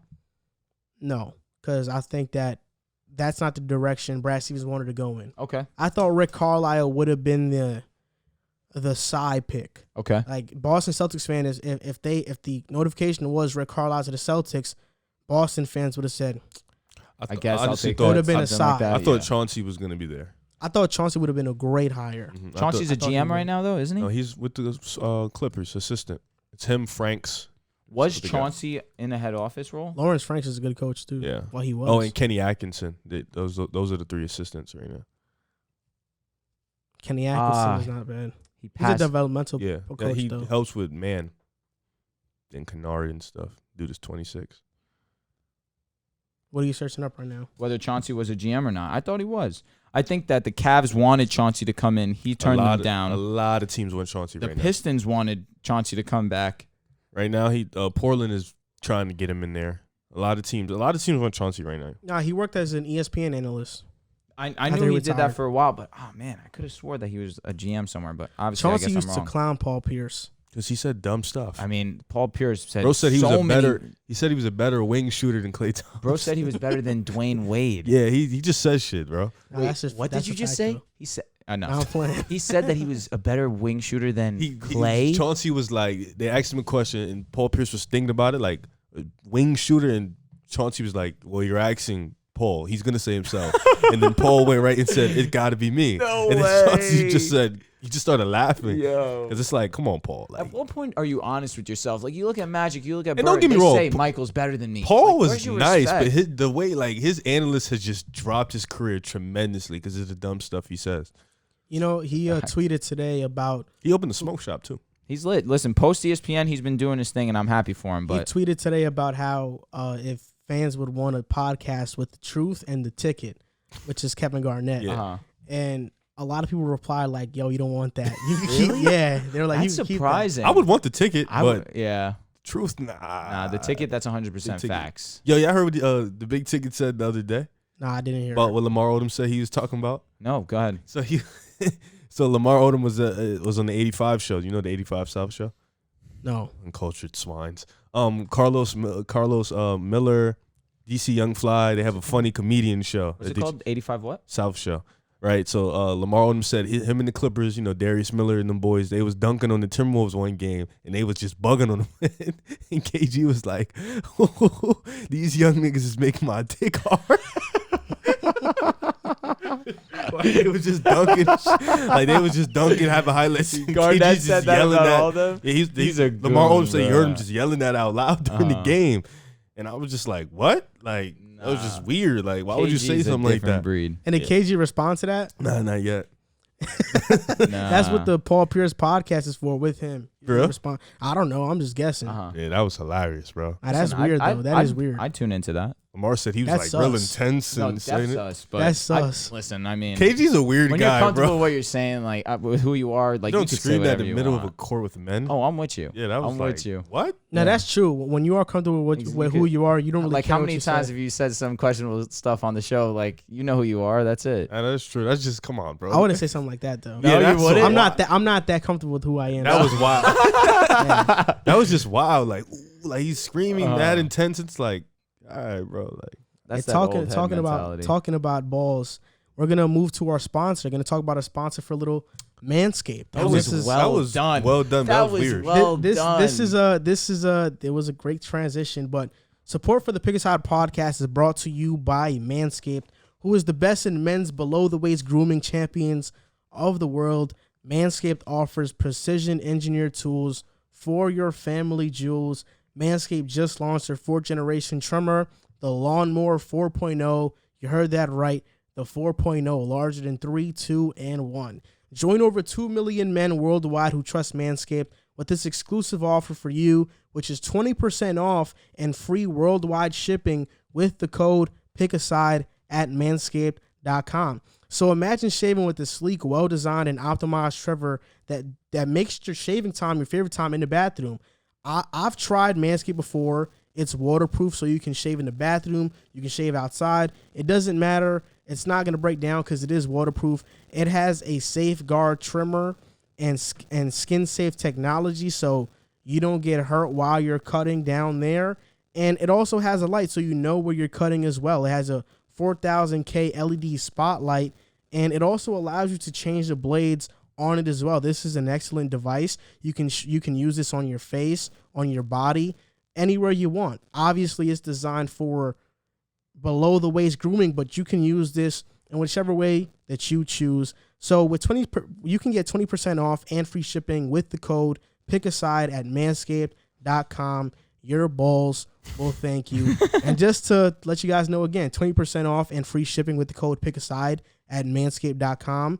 That's 20% off with free shipping at manscaped.com. Use the code PICKASIDE and unlock your confidence, and always use the right tools for the job with Manscaped. So that was a great segue into that. That actually was Absolutely. well Into that played. Adam roll. Well played. Flawless. Yeah, shout out to Riv for bringing out. Shout out to KG. For bringing it up. KG. Don't KG. shout me out for that. I gotta because you brought it up. You know, I KG. thought you guys didn't knew bring about up. it. I had no clue about It was on that. Twitter the other day. I can't know. And the guy about not even on Twitter is telling us. Well, because, I watch all of that stuff. Yeah, so no, of when I course. seen it, I was just Oh, like, what the I'm hell? tuning in now. Yeah. Now, tuning in 85 South Show is Bet. actually really funny. the NBA draft lottery. Now we're going to talk about that right now. We're going to So talk. many questions. We're going to talk about the winners and losers of the NBA draft lottery.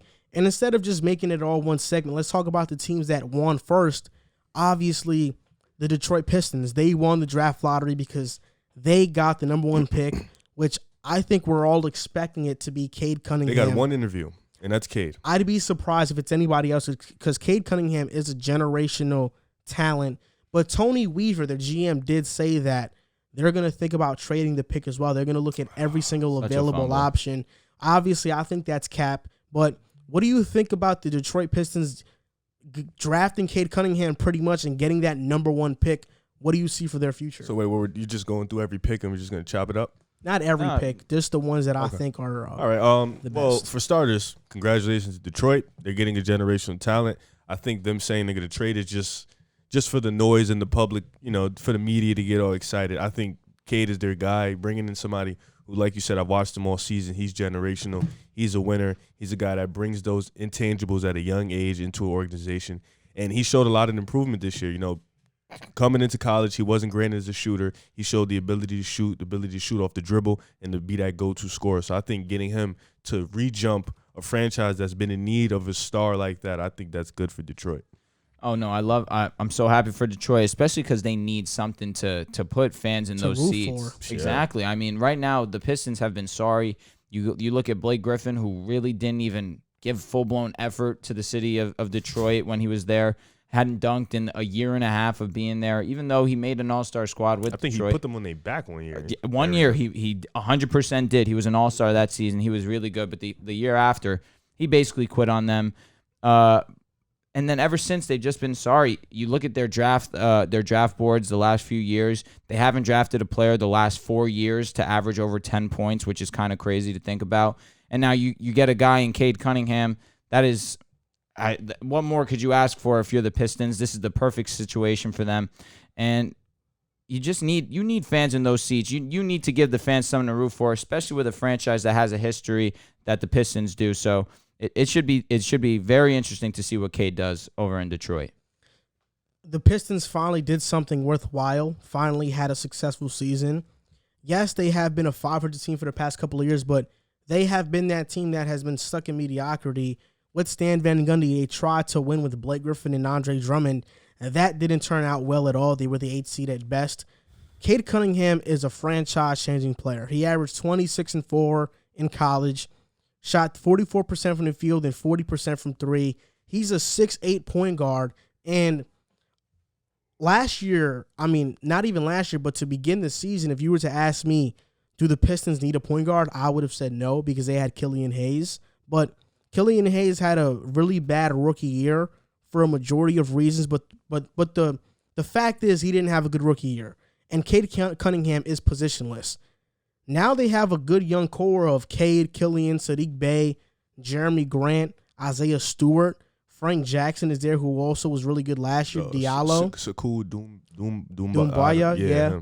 him. They have some young talent, and people love to laugh at Detroit. And right now I see a lot of jokes on NBA Twitter about how Cade Cunningham's career is over before it even started. But listen, I don't think so. That's foul. Detroit right now, this offseason, they're not going to have a lot of cap space. But next year, they are going to have it because Blake Griffin's contract will finally be off the books and they won't have to pay him anymore. And they can sign some guys around Cade and really, really make this team, they can really fill out this team around Cade. A player like Cade, you give him talent, you're going to be a playoff team. That's how good I think he's going to be.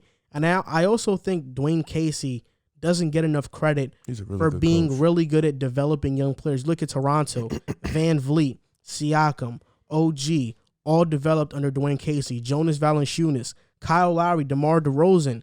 DeMar DeRozan was a project coming out of college. He developed into a really fine player. Kyle Lowry revived his career with Toronto. Dwayne Casey is a really good coach, and I can't wait to see what he does with Cade and with the young players on this roster. Yeah, I agree. I think, I think Detroit is in need of a guy like Cade, to restart and re-jump the franchise. And like you said, they got Jeremy Grant. He's still a young, fine piece. He's a really good player. Sadiq Bey, he showed out last year. He was really good. They got guys like Isaiah Stewart who bloomed late. Killian Hayes, he dealt with a lot of injuries last year. I think he still is going to be a really good player. He's still young. His IQ is very high. He just has to get it going. So I think they have a lot of young talent. And like you said, getting Blake Griffin contract up next year. This year's free agency is weak anyways. So letting your guys develop for another year, then getting ready for that next free agency. Maybe you make a push with those young guys. Guys are going to look at Cade and be like, all right, this is a young guy I maybe want to play for. You get some good, proven, maybe low-tier all-stars or high-caliber players in there, and then you get yourself back in the picture. Detroit is in need of that. It's a great city. Detroit has a long history of being a great team, and they need a guy like Cade to definitely fulfill that role. The great thing about free agency classes that have star talent at the top is that a lot of those mid-tier guys get forgotten about. Yep. And now it allows teams like Detroit to scoop them up for a lower price. Yep. Free agent classes like what we're about to have this offseason with DeMar overpay DeRozan, they're going to get overpaid. Lowry's going to get overpaid. All these guys will get overpaid because they're at the top of the class. So it's good that the Pistons are passing on this free agency, and they're going to have money next year. Overpay period. No, for sure. I mean, you guys mentioned it all. I mean, I'm not going to say that the Pistons' time is next year, and I'm not saying that you guys are saying that either, obviously. I think this is a project for a 4 or 5 year period. You get a guy like Cade. Now this is where you guys where the Pistons should actually start to trend towards trying to make the playoffs. But no, for sure, you guys named Sadiq Bey for sure. Killian Hayes, we'll see how that works out. He definitely was injured a good portion of the season. He's young, so I'm gonna give him the benefit of the doubt. Doumbouya, right? Yes. Doumbouya was firm.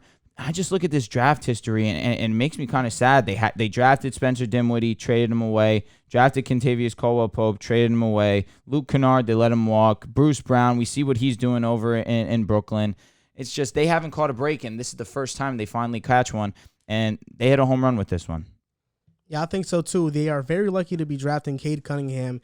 And the Houston Rockets, a lot of Rockets fans, of course, they wanted Cade. That was the prized possession of this draft lottery. But I think Rockets fans are just happy that their pick is not being surrendered to OKC, which is a huge win. And being the second overall pick, I think it's between Jalen Green or Evan Mobley. I don't think Jalen Suggs should be in the conversation. I disagree. You think Suggs should be in the conversation? I thought we spoke about. I'm gonna tell you why I disagree. Houston, I think we can all agree Evan Mobley will fit fine with Christian Wood. So we can all agree. I have a little bit of disagreement about that. Yeah, I agree too. I'm with Joel. You guys think? I think Christian Woods is able to stretch the floor at the 4, and Evan Mobley's a good enough guy where they can run kind of like a 4-5-10. I don't think on offense it'll be a problem. I think defensively, okay. Christian Wood is going to have to guard the perimeter against. I mean, power forwards now in this NBA. Mm-hmm. They are really small forwards. Okay. And if Christian Wood is going to have to be guarding the wing, I just think defensively that's going to cause a lot of problems for him. Okay. I definitely see what you're talking about. You watched more Christian Wood than me, so you would probably know. So Christian Wood isn't a good defender on the wing. No, I mean he's 6'10". I don't expect him to. He's a good shot blocker, but since he's skinny in frame, he does get pushed around. He's not. Okay. I wouldn't call him a good defender. He has good instincts. I think yes. Okay. I think he's average on defense. Okay. I wouldn't call him a good defender. Good rim protector. Yes, I would say that. All right, cool. I would say that. The reason why not many 6'10" guys can guard the wing, so it's not like you really can hold him. Based on like him, yeah, it makes sense. Correct. The reason why I say Suggs is because Kevin Porter Jr. is there, and we saw him throughout the season for Houston become that lightning scorer that they needed, and with their point guard spot being John Wall's there, I don't think John Wall's obviously the future thing. I think you have. I'm not saying like Jalen Suggs is the immediate pick, but I'm saying you have to look in Jalen Suggs as a guy who you might pick just because you have a Kevin Porter Jr. there who's only like a year or two older than Jalen Green. Mm-hmm. So you have a guy there who is a scorer, who is still young, who has a lot of potential. You need to fill that point guard spot because John Wall is not going to be there for long, and he's not your future looking forward. So I think Jalen Suggs and Jalen Green, Jalen Suggs is Interchangeable? not interchangeable. I think Jalen Green's going to be the better player. Okay. But I think you have to look Better at fit. it. Yeah, I think you have to look at it and look at both guys because you do need a point guard for your future. That's why I'm not too low on Jalen Green going too. I think for fit wise, I think that'll be good. But nonetheless, Suggs. I'm sorry, yeah, Suggs. I think for fit wise, I think Green is still the second best player in the draft, no doubt about it. Thank you. No doubt about it, but I think Jalen Suggs getting looked at number 2, I don't think that would be a bad pick for Houston, in my opinion. I don't think it's a bad pick, but it's kind of weird. I feel similar to how you feel, except opposite. I feel like Kevin Porter Jr. is or could be a playmaker for the Rockets, which is why I would lean Jalen Green to get more of a scorer on the squad too. Kevin Porter showed that he can get a bucket too, but there were multiple times last season where he had over 10 assists. Yeah, he has that ability to pass the ball, and why I wouldn't go Mobley is because, like you mentioned, they have Christian Wood, and I feel like Christian Wood had a breakout year last year. Kelly Olynyk, when he came to the Rockets, he played. He's gone. He left already, no, or he'll be gone. I wouldn't be so sure about that. I mean, Kelly Olynyk, when he played with the Rockets, he put up I think really he'll want good to be numbers. a winner though. I think he just wants to get paid. And I think the I Rockets. don't think Houston will pay him. Who do they really have to pay? They're not paying anybody. Correct. Well, Eric Gordon's still there. I mean, no, they are. They're paying John Wall. Wall, Gordon. yeah, they're paying guys. They're paying guys. Yeah. But I think they could. Well, we'll see. We'll see. I don't want to really talk about that too much. So just regardless, I feel like Jalen Green, the fact that he's such an elite offensive talent, he has great athleticism. I feel like that's just what the Rockets need right now, another scorer, and I feel like Jalen Green is probably the second best scorer in this class, so that's probably why I'd lean Jalen. In 2010, you'd be drooling out the mouth to draft Mobley and pair him up with Christian Wood. But this is not 2010. We don't, teams don't construct their teams around Twin Towers anymore. The last time a team tried to do it was the Pelicans with DeMarcus Cousins and Anthony Davis. It was good though. It was good for a It was stretch. that time. Awesome, It's just man. But Boogie of got course, hurt. injuries messed Yeah, it up. that was a great That time. sucked. It was a great team, man. But teams don't construct their teams that way with Twin Towers anymore. And Jalen Green he's a 10, man. He's a 10. Like, He's great. What do you mean? 10 out of 10. Oh, like he's a 10, Like, man. what the Like hell? I think he can so be confused. Yeah. I think he can be the best scorer in this class. And to me, he reminds me a lot of Bradley Beal. And what I like him most, the reason why I like him more than Mobley and Suggs is because he played better competition. He averaged 18 points per game, shot 46% from the field and 36% from three against NBA level competition. Granted, it was low level NBA competition, Still NBA competition. but it was NBA competition. I think he will adjust to the league perfectly. And when you're a team like Houston that doesn't have a cornerstone player yet, right. we're hoping it could be Christian Wood, but they don't have one yet.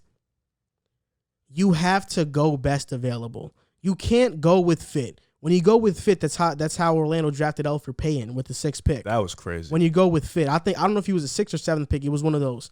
But when you go with fit, you make the wrong decision. Jalen Green is Bradley Beal. He has 25 points per game written all over him, and I think KPJ and him can work. I know people talk about that fit, but I think, like you said, KPJ can be that playmaker. And Jalen Green, I don't think is he can play off the ball. He can play on the ball. Right. He can play in a variety of different ways. I worry about Green because I don't think he'll be a good defender. I don't know if he'll give that effort on defense where if you're drafting Mobley, you're getting an elite defender. If you're drafting Suggs, you're getting a guy who is going to put effort on the defensive end.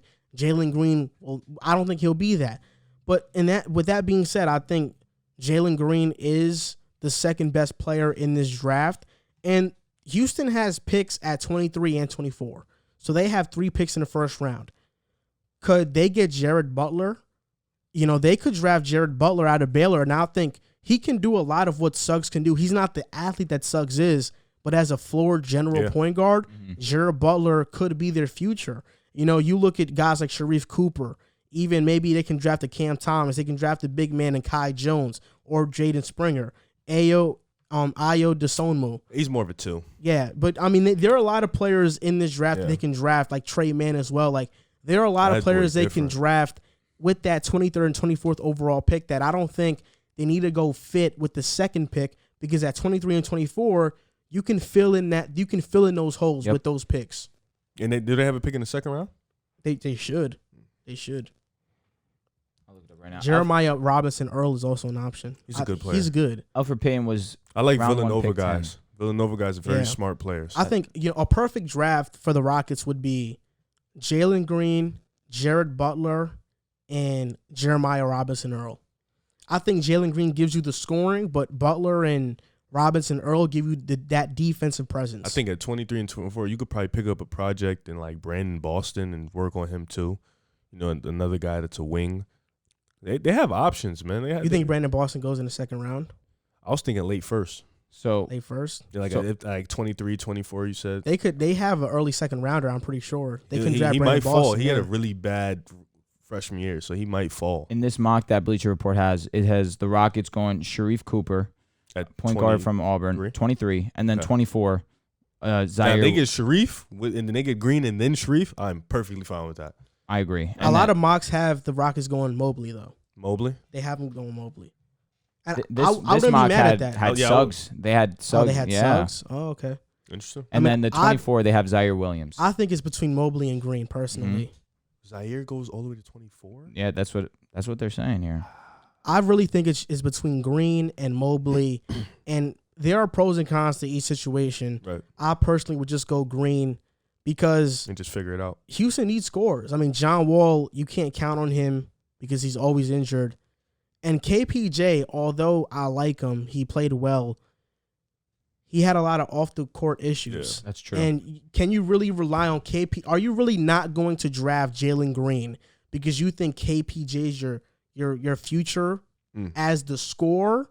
I wouldn't be too sure about that. If NBA is a business, NBA teams are a business. If you're a business based on KPJ's history as a player, You go Green. are you gonna say no?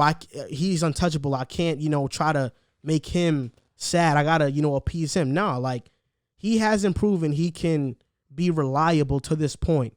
So I would go Jalen Green because of that. But I think Jalen Green is Bradley Beal. Pro comparison, I think Evan Mobley is AD or Chris Bosh. I see a lot of Chris Bosh in him though. Sneaky. Calling him AD is high praise. Defensively. I mean, I see he's it. that good defensively. But offensively, do you think he could? Bosh. Okay, so you're saying defensively, He has a reminds you of soft AD. touch around the rim. You don't see that a lot with young guys like that. So you don't think he's Gobert? That'd be No. rude to No, Mobley. he has an offensive game, Okay, like a really good offensive game. I think his offensive game is already more advanced than Gobert. nice. Okay, I do you would- think similar to Ayton? Would you say better defensively? I would say coming out of college, he's similar to Marvin Bagley. I wouldn't be happy with that right now. In terms of body, though, and the way he moves, I can see why he says that. Marvin Bagley's a very agile big. He just No, has. but this dude Mobley looks pretty big. He's 7 feet. Yeah, I mean like stocky wise.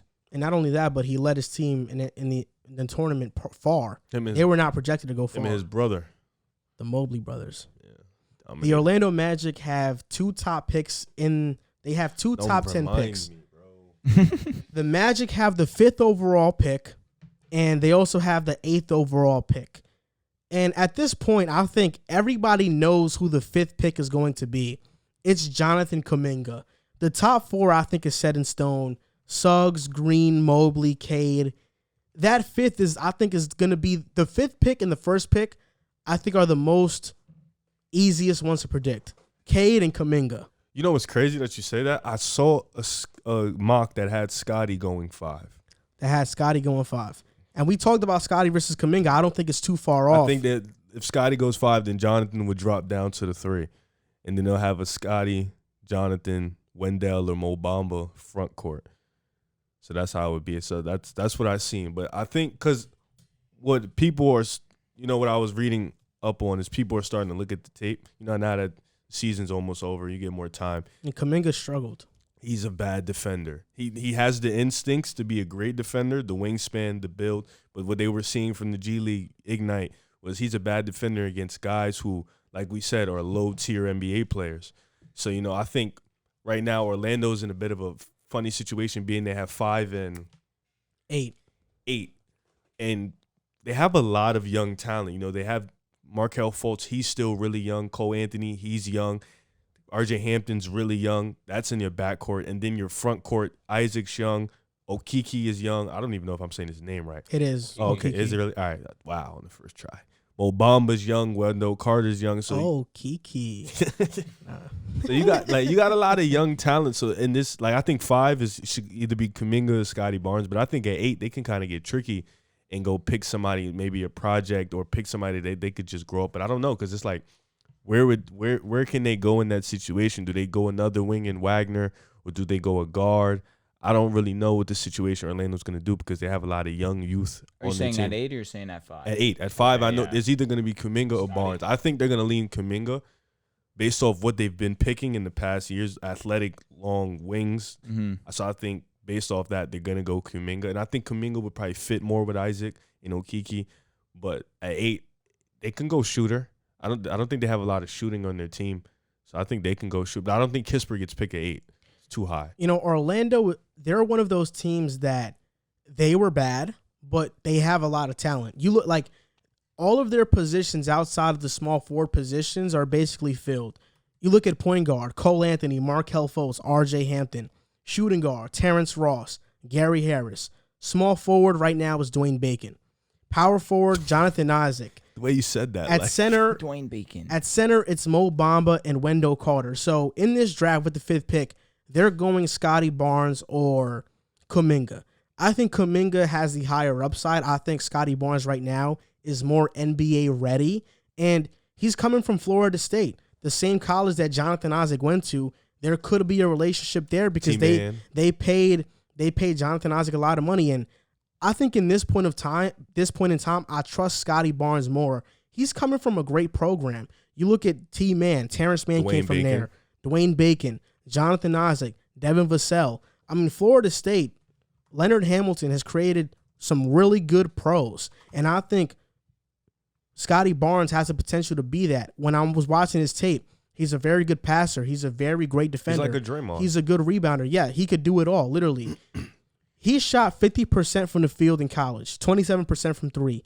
But Kuminga in the G League shot 38% from the field and shot poor from 3. So his offensive game isn't refined enough to where he can make an immediate impact. And as a defender, he really struggled. But the tricky part is that 8th pick. Because when I look at Orlando, I think they go Buck Knight. That would be a good pick. But this is the thing. When you look at Orlando, let's say they draft Scotty Barnes or Kuminga. They're basically drafting defenders. Mm-hmm. And their team is made up of defenders. Wendell Carter, Jonathan Isaac, Kuminga, let's say hypothetically, even Gary Harris. Outside of their guard position, they don't have much offense. So at the 8th pick, they could draft maybe a Keon Johnson, a France Wagner could be a good pick. Davion Mitchell. Keon Johnson's a defender too. Yeah, Davion Mitchell, Corey Kispert could be there as well.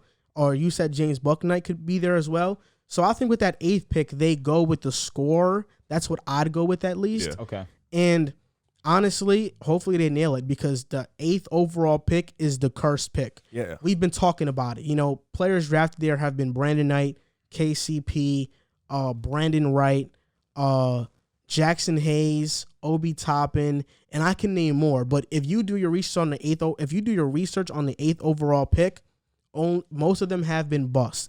Outside of Colin Sexton, most of them have been busts. Yeah, and I think based off the team you just named out, probably be their 3 and their 2 are their weakest positions right now. Being that Terrence Ross, he's on the other side. He's a 6th man. Yeah, he's on the other side of 30. Gary Harris, he hasn't been the same for a couple years, and they're probably not going to keep him with that big contract. You're a fan of Cole Anthony?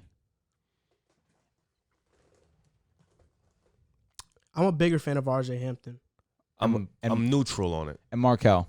I'm a fan of Markelle. The only thing that worries me is their injury history. It's like Cole Anthony missed time last year. Markelle Fultz obviously was out for... And there's no shooting in that backcourt. Isaac had his two ACL injuries.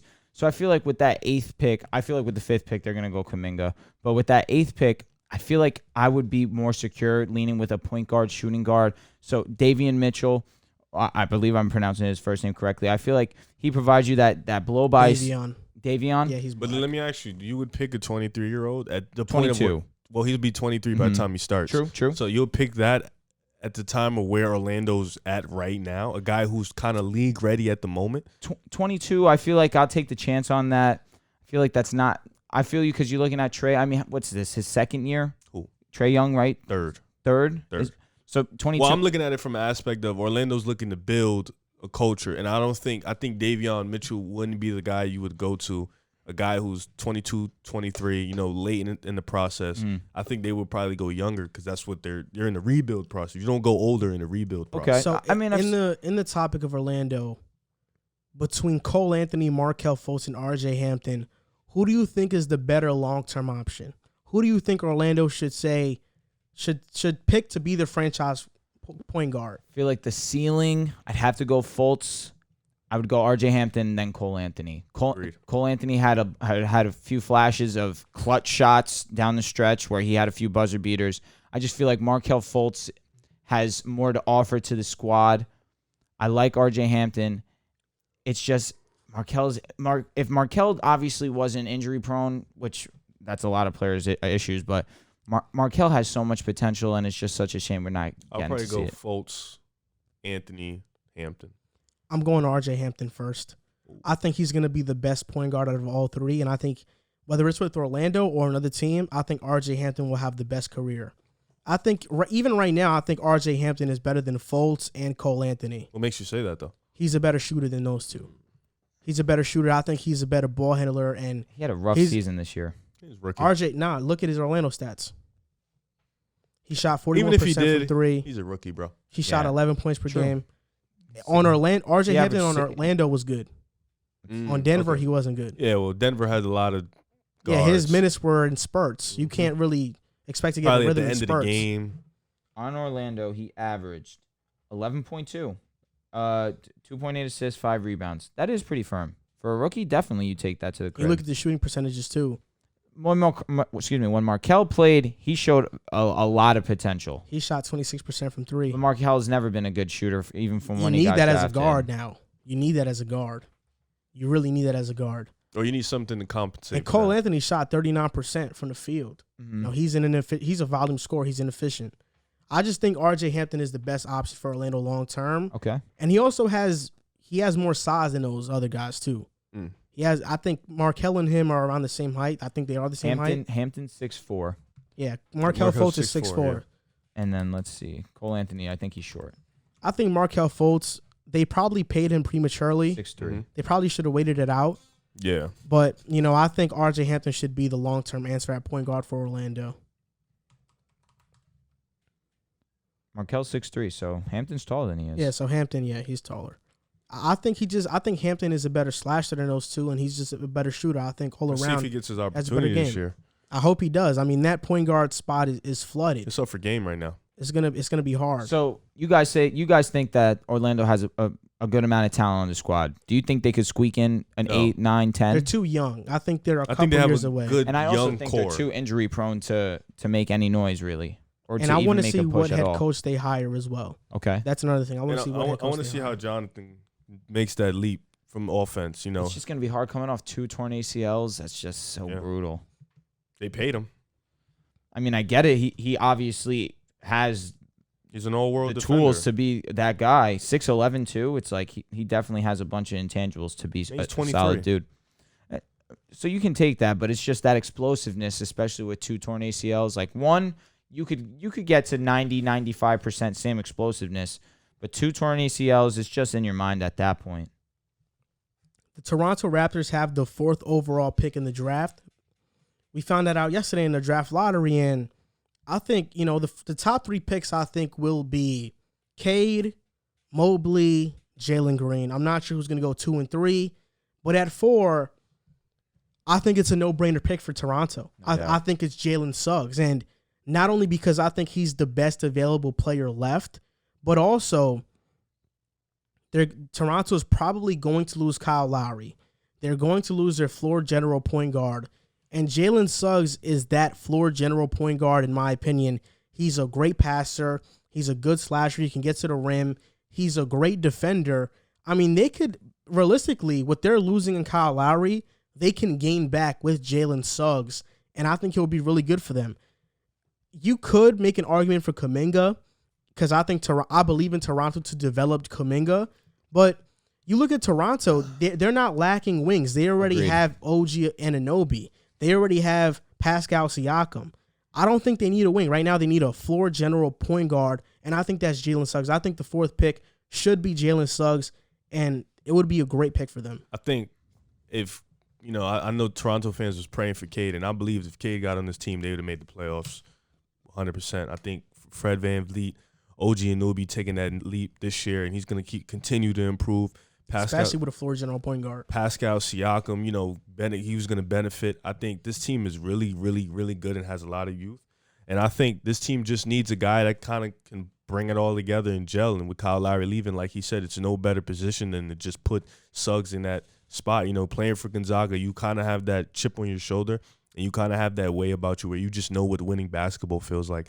And I think Suggs walking into that situation, he already had the Gonzaga run. I think he'll know what to do and be good at what he does, and that's being the 5th or 6th option and not being a complete drop-off. Even if, like I said, if Houston panics and picks Suggs, you go Green. If Green maybe slides to 4, or even Mobley. I like Mobley in Toronto low-key. I think Mobley at the 5 is a good spot. Chris Boucher, I think he's not under contract. I think he'll be free agency. You get Mobley at the 5. He's under contract. He's gonna be on Toronto next year. Okay, so even then, you still get Mobley at the 5. I think that's a good pick. So I think Toronto, whoever drops, I think Suggs should be their number 1 option because they need a 1 because Kyle Lowry's probably not going to come back.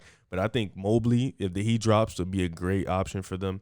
Jalen Green too. Mobley would be the dream scenario. I mean, Toronto right now have no center, and Siakam, he's played with good centers before. He's a 4. He's like a 4-3 hybrid. Yeah. He can guard players, so that's not a problem. Their defense is going to be great. That would be a dream scenario. That spacing would be crazy. Last year, they tried the Aaron Baines experiment. That didn't work out. Then later in the season, they started Kem Birch, who actually had a really good stretch with the Raptors. He averaged, I think, 11 points and 9 rebounds about there when he started for Toronto. But he's a free agent, so who knows if he's going to come back. But Evan Mobley to Toronto, that would be a dream scenario, and that honestly would be scary. That would be scary. Evan Mobley would be scary there. So I'm leaning Jalen Suggs, but my question, you guys really think Kyle Lowry's gone, no doubt? I think he wants to win, like have a real chance at winning.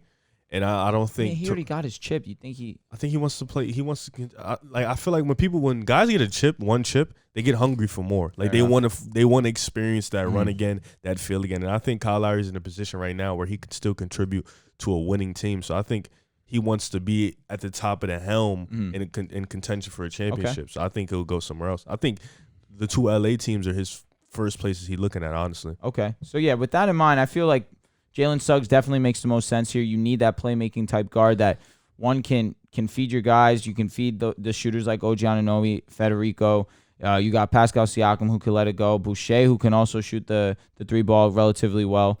And Jalen Suggs can go get a bucket too. I feel like that's the best of both worlds. If Jalen drops to 4, Toronto should be smiling ear to ear. It's like you're getting the bottom of the barrel, but that bottom of the barrel is still a gold trophy.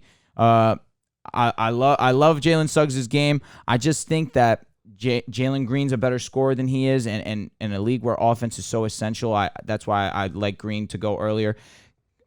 You guys are saying Mobley would be the perfect scenario. I just feel like Boucher needs his time as a starter, especially when you bring in Siakam and him to run that 4-5. I really like Siakam at that 4. I like Boucher at that 5. Boucher's defense is really solid. He was one of the top shot blockers in the league, and he could space the floor too. His shot, he had multiple games where he was hitting multiple threes. Boucher was really one of the more underlooked players, especially because Toronto really wasn't that efficient. But you look at a starting lineup of you got Jalen Suggs, Federico, OG Anunoby, Pascal Siakam, Chris Boucher. Who is Federico? Yeah, who's Federico? Fred VanVleet. Oh.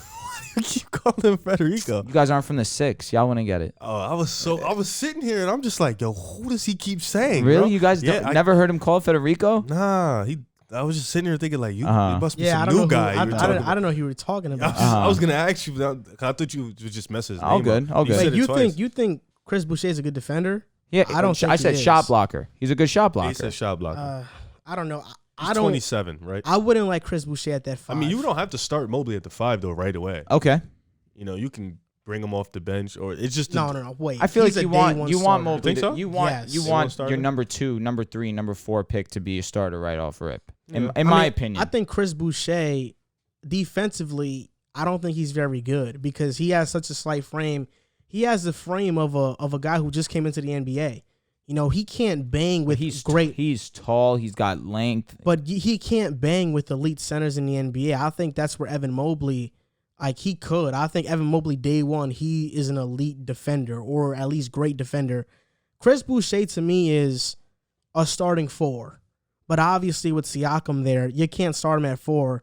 I think he's that 6th man for the Raptors, and he's going to be really good in his role. But I don't think, if it's between Mobley and Boucher, I think it's Mobley. Well, fair enough, because Mobley's going to have the youth. But Boucher had a pretty great season. I mean, he shot 51% from the field, shot 38% from 3, averaged 2 blocks a game, averaged 13.6 points a game. I mean, he had a really underrated, underlooked season. I mean, 2 blocks a game, that's pretty firm. I understand what you're saying because he doesn't have the bulkiness of a true center in the league. But being over 7 feet tall, he's not really 7 feet. He's only 6'10". So Boucher. Look at these stats. This past season, the Raptors were the 2nd worst defensive rebounding team in the NBA. Mm-hmm. They were even worse when Boucher was on the court. Yeah, Boucher's not a great rebounder for his size. And rebounding is a part of defense. No doubt. So, if you want a center, you can't have Boucher out there because you need a guy who can grab rebounds or else you're going to give a lot of teams second chance opportunities. Fair enough. He's a good shot blocker, no doubt, but there are a lot of players who can block shots but aren't good defenders, So listen, I just think I said he was a good shot blocker. I'm not going all in on his defense, but you're 100% right. That rebounds lacking in his game definitely takes him down and would be a question mark to start him at the center. I just feel like his offense is what makes him stand out so much. Especially you're not really paying him much anyways. So I feel like I'd rather go the point guard route, especially if you're planning on losing your franchise point guard who's been there for years. So I feel like that's why I would lean Suggs, even if Mobley's there. But I understand where you guys are coming from for sure. So what do you think, Riv? Let's just say their pick is between Jalen Suggs and Jonathan Kuminga. Who would you go with? Suggs. Easily, no doubt about it. With Anunoby there, damn, I'm probably saying Anunoby. I'm just OG. With OG, triple OG, with him there and Pascal there, I don't even see a scenario where Kuminga goes there. I think those two guys, Pascal being 26, OG still being really young, I don't even think Kuminga would go in there. And granted, Toronto has a really great developing team, but I just think you go Suggs. Now I have a question. Weren't you contemplating Scotty and Kuminga for that 5th pick? I don't think Scotty goes there either, though. I could have swore that you said that you were leaning. For Orlando, I think Scotty is more ahead than Kuminga right now, but Kuminga just has that potential. Okay, I'm with you where there. he can be. Popping, I'm with you. He can be Paul George like. Yeah, I'm with you. So if you're trusting your developmental team to develop a player like that, which Toronto has a history of. Yeah, they could go Kuminga. But if it's between Green, Mobley, and Suggs, which I don't think it's going to be, I really don't see a scenario where Mobley or Green are there at 4. I don't see one. But let's just say they have to pick between one of those 3. I think it's Mobley. Toronto? I think, they already have scores. They need that elite defensive presence. And Mobley can also, I think he's a career 20 and 10 guy. Like, that's what I think his ceiling is. Okay. Mobley is that good. So I would go Mobley if I was Toronto. And if they luck into Mobley, that would be a dream scenario. But obviously, if it's between Suggs, Barnes, and Kuminga, I think Jalen Suggs is a no-brainer pick. I agree, man. OKC fell out of the top 4. Unfortunate. And is it? I'm rooting for OKC. This NBA draft was about the top 5 prospects: Cade, Jalen Green, Suggs, Kuminga, and Mobley. OKC Thunder fans were hoping at a chance to get one of these guys at least, and it turns out they're going to get the 6th overall pick, which is just outside of that top 5. Right now, they have Scotty Barnes being mocked to OKC, and this just goes to show you that tanking doesn't work in the NBA anymore. You can be a horrible team, but I think they fixed the odds now. Yeah, the 3 teams with the worst record have the same odds at the number 1 pick. It's 14%. Wow. So tanking, I think, has been proven not to be that effective. OKC fell out of that top 5, and a lot of Thunder fans were not only contemplating getting Cade or a top 3 pick, they were contemplating getting Rockets, Houston's pick yep. and then having 2 of these top 5 prospects, and now that's not going to happen. So at the 6th overall pick, I personally don't think they can trade up. I don't. Detroit is not trading down. They're drafting. They're Cade. locked in. You look at Houston; they need a franchise. Let me ask you a question: does Kemba in the 6th pick work for Toronto? No. You don't think so? No. I think that would probably be the only one. I don't think Kemba has value right now. I don't think so. Okay. I don't think so. You look at Houston; they need a franchise-changing player, and that's going to be there at 3. You look at Cleveland.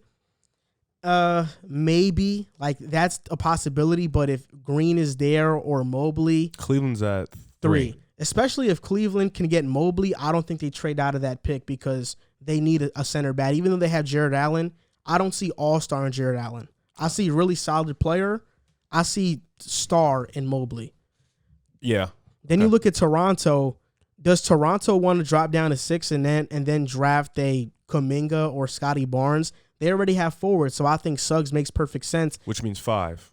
And at 5, you're basically drafting the same player, Kuminga or Scotty Barnes. And even then, I don't know if Orlando moves out of that pick because they have the 8th overall pick. Exactly. So why would you move out of 5th to draft Barnes instead of Kuminga unless they want Barnes, they're not sold on Kuminga, and they let OKC trade up. They think Barnes is going 5. Yeah, and that's the only scenario I think. But OKC will right now. Scotty Barnes is being mocked to them, and I like the move. You know, I don't think this is the worst thing in the world because I think Kuminga is more of a project than Scotty Barnes, and Scotty Barnes right now does more things better than Kuminga. He's a better defender. He's a better passer. Kuminga's a better rebounder and a better scorer, you could say. But Scotty Barnes is not a bad scorer, and what I like about him is that he picks his spots. He knows when to score. He knows where he's effective. Where Kuminga in the G League shot 38% from the field, Scotty Barnes shot 50% from the field in college. So I think right now Scotty Barnes is more refined, and I don't think this is the worst thing in the world for OKC. I think the future is still really bright, and if they have a combination of Lou Dort and Scotty Barnes as their being wings, their defensive stoppers, that would be an elite defensive duo. No doubt. I think Scotty got to be the pick here. You know, I think even over Kuminga.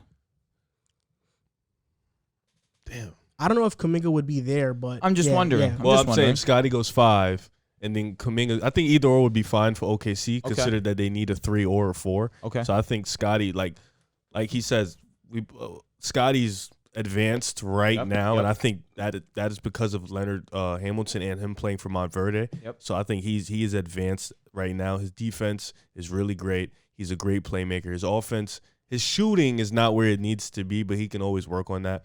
But I think Scotty is good for that type of system, OKC, you know, playing the 4. And, like, I think we could go Basley at the 5 or him playing the 3. But I think, you know, Scotty has to be the pick because he's the best guy right there for them right now. And they need a guy like that, a versatile guy that can defend, you know, keep the trend. He's a young guy. Even if Kuminga, you can get Kuminga, another young guy who has a lot of potential. You know, you pick up somebody else and go through your OKC development staff and hopefully get him better. But I think I don't think they're going to look anywhere else but Scotty or Kuminga here. I think those guys have to go here to OKC. I feel like I would lean Scotty just because I feel like they're so focused, or this team right now is really heavy offensively, and I feel like bringing a guy like Scotty would bring a strong defensive presence, especially with Lou Dortz. Now, I feel like them missing out on the top 5, it's really not too bad, especially with Kuminga and Scotty being so close. And if you're looking towards the future, they have a plethora of picks that this really doesn't hurt them. Would it have been amazing to get 2 top 5 picks? Of course. But obviously, that would have been a perfect world scenario. And they have 18 picks over the next 4 or 5 years. I'm not too sure which of the 2, but I know that they have 18 first, 18 second-round picks. And this roster is definitely headed towards the right direction. They go and they pick up Kemba. They go and they have Shea. They have a potential of getting another wing to pair with Dortz. I'm a little bit concerned with their bigs. Help me out. They have European dude. Isaiah Roby. Talk about Poku. Correct, Poku, correct. I think he's like a forward, though. I don't think he can be They a actually big. have him as a small forward. Yeah, I don't think he can be a center. He's just too skinny. And I just feel like right in this part of the draft, I'm not in love with any bigs, and that's why I would lean Scotty. That's why it also hurts that they didn't break into the top 5 because obviously, again, Mobley would have been huge. In this type of NBA, Scotty can be that. Scotty and Basley can be your bigs. And he has size. This dude's 225, 6'7". I think his unofficial was 6'9". He has long arms. Yeah. This type of NBA, you can be okay with that. And Poku's a 3. When you talk about Scotty Barnes versus Kuminga's physical traits, Scotty Barnes has more. True. He's the same height as Kuminga. He is stronger than him as well. It's just when you watch Kuminga play, you see what you saw from Cam Reddish in college. A guy who looks fluid, who looks the part, but is very inconsistent. Cam Reddish has not figured it out in the NBA thus far. And that's what you see in Kuminga. But when we're talking about who's more refined right now, who has the physical traits, it is Scotty Barnes. So maybe OKC lucked into Scotty Barnes because they may have taken a project player in Kuminga and we're probably going to be unable to develop him when Scotty Barnes, I think, is going to come right away and hit the ground running. You look at former Florida State players like we mentioned earlier, Terrence Mann. I didn't even mention Patrick Williams earlier, but he's really good. Devin Vassell, Jonathan Isaac. This is a really good program, and they have a track record of developing really good forwards. So Scotty Barnes, I have no doubt he can be a really good pro. And it's not like anyone's expecting anything of OKC next season too. So they can take their time with this rebuild. They obviously have put themselves in a position where they have such a plethora of picks that they're trying to build. Obviously, you're never going to come across a Durant, Harden, and Russell probably ever again in their lives, but you can build a team that could still be a contender, especially with the amount of picks they have. So it's not the end of the world that they're not breaking into the top 5. And they have the 16th overall pick too. If they want a big man, they could go Kai Jones. That would be a good guy. Isaiah Jackson, also out of Kentucky. Jeremiah Robinson-Earl in this modern NBA could be You said 16? a small 5. Yeah, they have the 16th So pick. would it be the craziest thing if we saw 6 and you said 16 packaged together to see if they could try and move up? If they really wanted to go get Evan Mobley, I think they'll have to throw in more things. So let's say Green goes 2. Right. Cleveland has Jared Allen. Do you think that they would be willing to go from That 3 would to be 6? the only chance that they have. Cleveland, with them having Jared Allen, if Mobley is there, then they can pay maybe sub, because I think Mobley would be great for OKC. I think so too. So I think Cleveland also, they need defense. So Definitely. with that 6th pick, they can draft Kuminga or Barnes and help their defense out a lot. because I think Kevin Love is probably gone this year, so Yeah. Barnes will be okay. I think they'll be okay with Barnes. So maybe Cleveland, you could probably And that'd package be a something. nice core. You get Sexton, Garland, you Barnes, bring in Okoro. Correct. Allen, that wouldn't be bad. I don't hate I it. actually like Yeah. that five. Right? And you get the 16th pick overall if you're Cleveland too. Maybe you hit on one of those, even though Nice you get thinking. past- Hey, Nice Yeah, thinking. and I think Evan Mobley would be the best fit for OKC because definitely. Jalen Suggs, I think, will take away from Shea a little bit. And that's the last thing you need. Jalen Green as well because, he's a scoring guard. Cade Cunningham, of course, he's the dream scenario, but that's not going to happen. Yeah, everybody. I mean, come on. And then, outside of that, it's really Kuminga. And do you really want to take – you don't really want to take that chance unless you have to. Yeah. Evan Mobley, he fills in a need, and he's possibly the second best prospect in terms of potential in this draft. Because Jalen Green, I think he could be the best offensive player That's it, or though. scorer in the draft. But Mobley can be the best defender in this draft and can be a top 4 offensive player in the draft as well. So you think Mobley could be the best all-around player, or do you think that's Cade? I'm talking about, Cade, yes, but I think Mobley could be a 20 and 10 guy that gives you elite defense on a given night. So that's something, Jalen Green's scorers come easy. Jalen Yep. Green's going to be an elite scorer. Yep. But a guy who gives you 20 and 10 can switch on pick and rolls, can guard the perimeter and guard down low, can hit, the mid-range and the 3. Those are rare guys Definitely. in the NBA. So, you would want to take a chance on that. No, I'm with you for sure. The Chicago Bulls did not get a pick in the lottery. They needed a top 4 pick to have their pick. It would have been almost impossible. It bro. fell out of the top 4. And now the Orlando Magic have the 8th overall pick. And I don't want to get too in-depth in this topic. I just want to get your reaction, Riff. Watching that draft lottery, what were you thinking? All right, so I was watching it. I was at home. I was watching it. I was actually at work watching this, so it made me even more mad because I was screaming in the booth. But it's just the lack of it just showed me the lack of failure that we've had over the past couple of years in the draft, in the lottery, in free agency, in trades.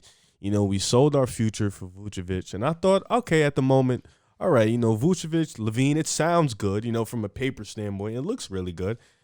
Boom, we get Vucevic, we lose like the first 3 or 4 games.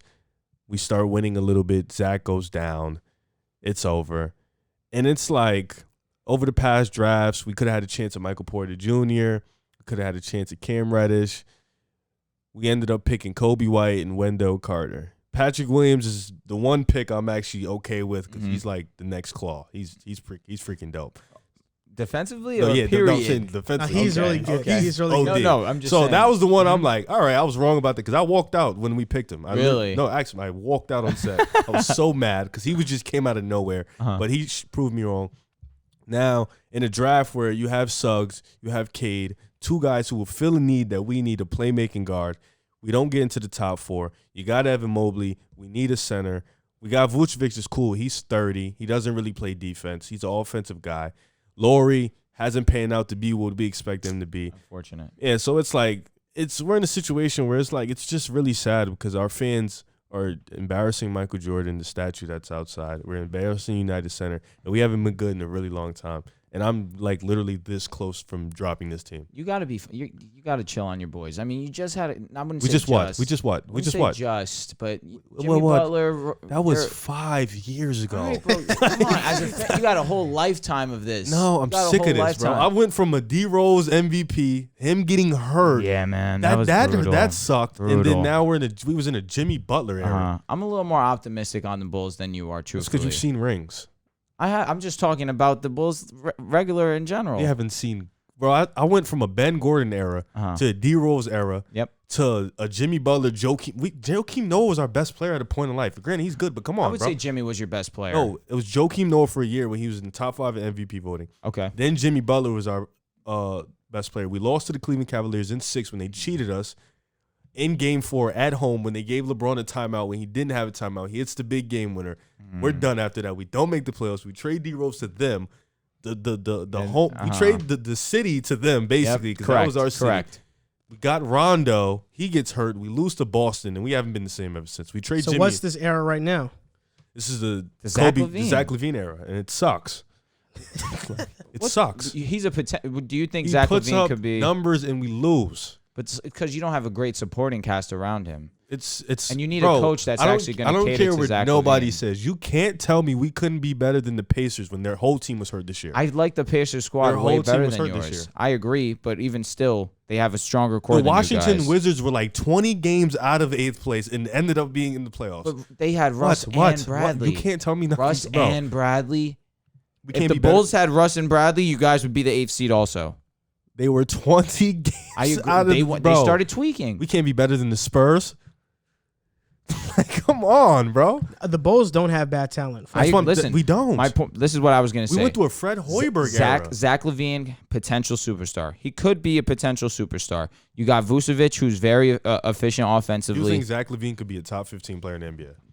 That's what you just said. I said potential superstar, and we had just the worst listed coach. 16. We had the worst coach in the NBA before Billy Donovan. What was the guy name? I'm not a fan of Billy Donovan. What was the guy name? You remember his name? Who's? The guard before Billy Donovan. Jim Boylan. Jim Boylan. He said Chris Dunn can guard Giannis. I mean, come on. Obviously, that's when you should have known he needed to go. I'm not a fan of Donovan either. I feel like that's a step in the right direction, but even still. But you look at the pieces. You got Laurie, Kobe White, Pat Williams, all good role players. You have to pay Laurie. Which hurts. But I feel like you can still get him for cheap because he's been so injury prone. Then you got Thaddeus Young, who had a really good season. We have to pay him too. I still think that you get him for relatively cheap. What's cheap to you? We're gonna pay him we have to pay him at least $10 million. We paid Thomas Satoransky. A year? You saying $10 million? Yes. Okay, I feel like that's not he terrible. Was. You know we had an awards right for our team, and he was the MVP. And I believe I 100%. I mean MVP. That's Zach Levine, but do you know how embarrassing that is? Yeah, that is. Satoransky and Thies, these are all good role players. If you get the right coach in this, you could say Satoransky's a good player. Good role player. Oh God. I'm not saying he's a good player. Have you seen us play? Yeah, it's not great. But I'm talking the next season. I'm optimistic about this squad. Listen, our team. If the new claw makes the Baby claw? if the baby claw makes an improvement, you're looking at a lineup of Kobe White, Zach LaVine, the claw, Laurie, Vucevic. We need a playmaking guard. Kobe White doesn't pass the ball. Yeah, that hurts. That hurts. And we have no bench. And Kobe, again, after draft night, I had high expectations for him. He just never ended up being what we thought he would be. It's a dark time for Chicago fans. It's true. We were going to end off the show on this topic, but some breaking news is happening right now. Jason Kidd is about to be the new head coach for the Dallas Mavericks. Oh, Rick Carlisle vouched for him. He hoped he got it there. So I expected that. Obviously, the news is not official yet, but we're not going to record another podcast until 5 days from now. Yeah. So might as well talk about it right now and project what's going to happen. So if Jason Kidd does in fact become the Dallas Mavericks new head coach, what do you think this does for Dallas? You know, how do you like the fit? How do you like Jason Kidd going to Dallas?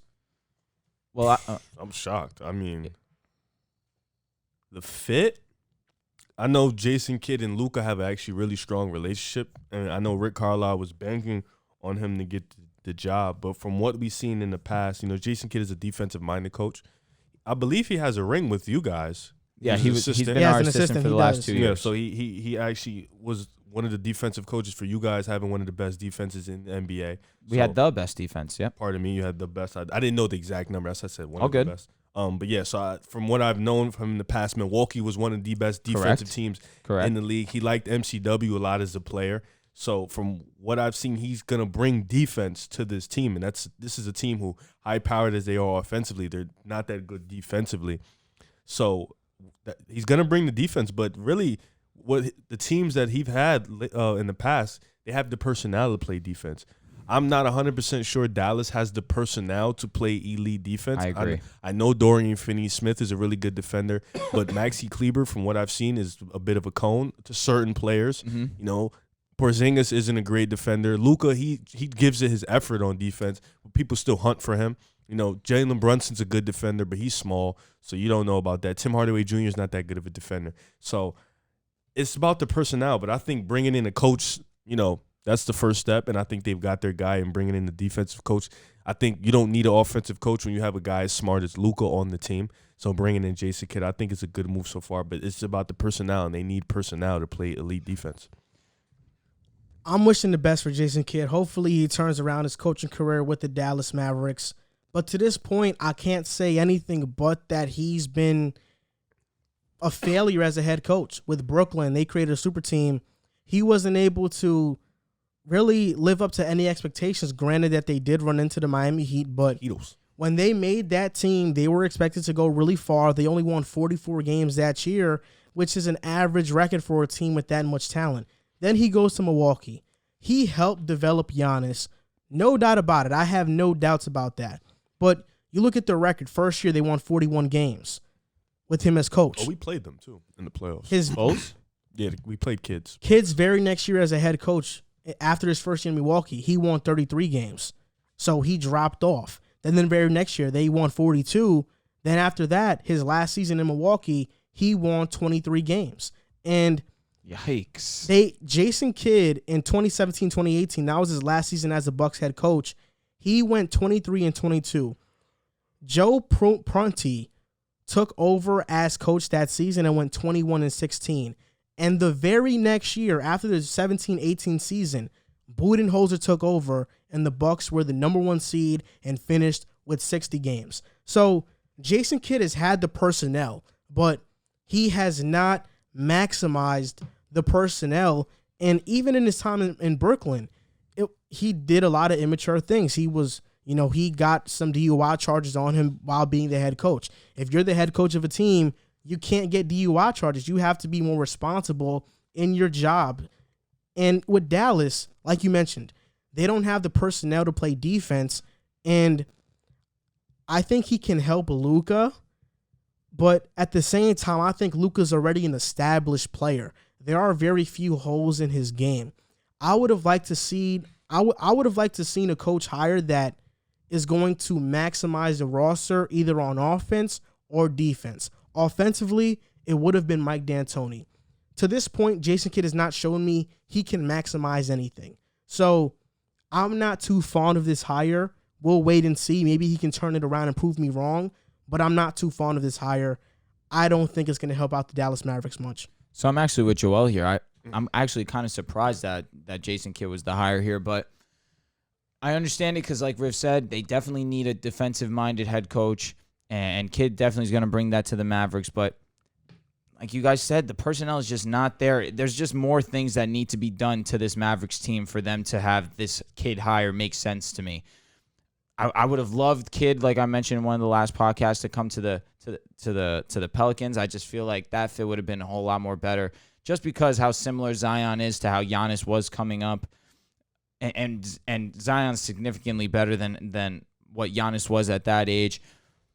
And like you mentioned, Kidd has just not done it as a head coach. He hasn't. Has he even made the playoffs as a head coach with the Nets? I think with the super team. With the Nets and the Bucks, he did make the playoffs. With 41, but as a head coach, he's under 500. Has he won a playoff series? Yeah, he has. Yes. Okay. He beat Toronto with the Nets. He won a playoff series. But I think with the Nets, it wasn't with him. It wasn't when they got upset by Chicago with Nate Robinson. He wasn't the coach that time. It was they beat Toronto and lost to Miami. Yes. Yeah. I just feel like with Luka, with KP, Tim Hardaway, I just would have liked a coach that was more focused on offense, especially because of how offensive heavy they are. I'd understand wanting to get a defensive-minded coach, especially when, they're definitely lacking on that end. But why not just go all in on offense? We're seeing Atlanta go all in, honing in on offense, and it's taken them this far. Of course, they have the talent and the personnel to do it, and they're playing relatively well on defense. Our comment section was killing us, saying that we disrespected Atlanta's defense, and they're top 5 defense in this playoffs. Talk about their top 5 defense because they played exactly. disrespect, but the Knicks were horrible. Offense. That's a fact. 76ers really weren't that efficient offensively either. Yeah. So that's true. I mean, you're right, but the reason I really don't like this hire is because Kidd has not proven anywhere he can be good as a head coach. Correct. This is a hire strictly on resume alone.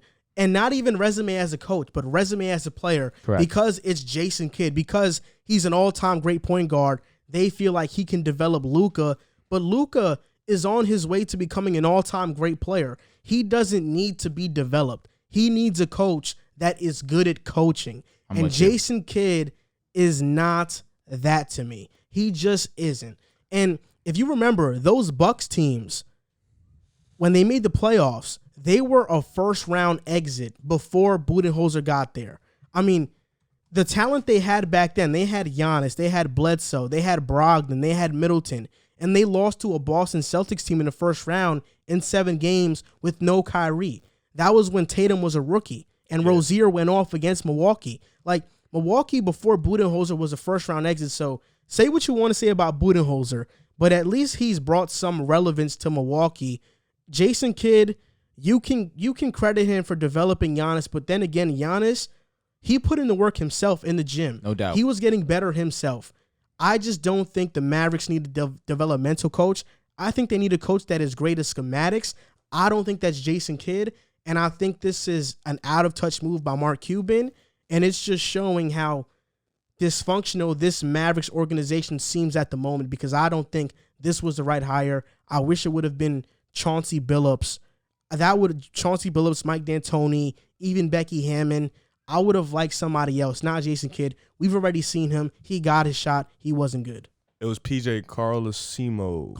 That was that year they lost to Joakim Noah. Seton Hall legend. Yeah, it was that him. PJ Carlesimo, they Seton fired. Hall legend. He's a Seton Hall legend. They fired Hollins and then brought him in the middle of the season. So actually, to go against what you're saying, Milwaukee's defense, actually, while Kidd was the coach, the only worst teams defensively, Atlanta, Orlando, Phoenix, Cleveland, Sacramento. Sheesh.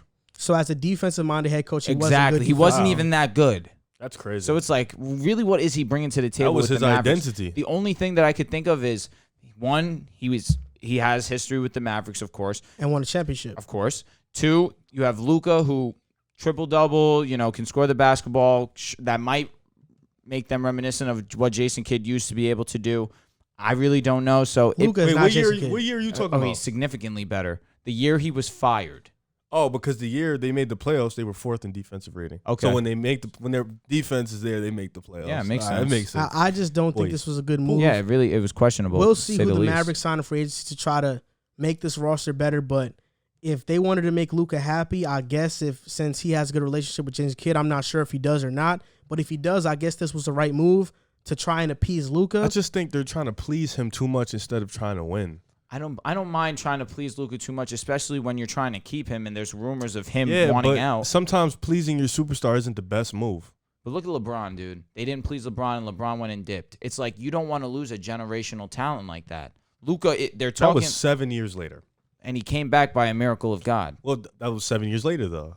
Luka's year, what, 3? My point is, them catering to him early is not the worst decision. I just think catering to him, though, is making them look at things too quick or making bad decisions or decisions without thinking. Mm-hmm. Like you could have waited on getting a head coach. Oh, I agree. I agree. You could have done a little bit of waiting. But as soon as Rick Carlisle says, get Jason Kidd, you go get him. When you look at the Mavericks organization and what they've been since winning the championship, it just feels like they have been out of touch. The free agency moves, the front office moves. I mean, this offseason, everything collapsed. Don Nelson leaves. Rick Carlisle leaves. Everything collapsed for them. I don't know what's wrong and what's going on, but right now it seems like Dallas is a mess. And this is going to do it for episode 95 of the podcast. We talked about the draft lottery. We talked about Trae Young, DeAndre Ayton, and his ranking, and new head coaching hires. And if you guys made it this far, you might as well rate and review our podcast on Apple Podcasts. Thumbs up. And you can follow us on Instagram and TikTok at Pick a Side Podcast.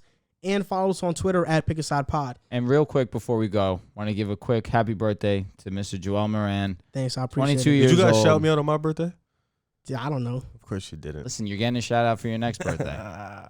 Happy birthday to my boy. For real, man. Happy birthday, Brody. You know, usually whenever I do the ending to the podcast and I say people and I tell people to, you can follow us on TikTok. Mm-hmm. I used to always say that and never thought. I always thought to myself, why am I saying that? Because we don't even post on TikTok. Mm-hmm. But now, like, we jumped up in followers so much that it's like, why not post? Of course, on there you gotta. You gotta. We got a few things from this one that'll probably go on TikTok. Yeah, this is a really good episode. Yeah, I think there's a lot of clippable stuff here. Clickbait. So thank you guys for listening or watching, and we'll see you guys next time.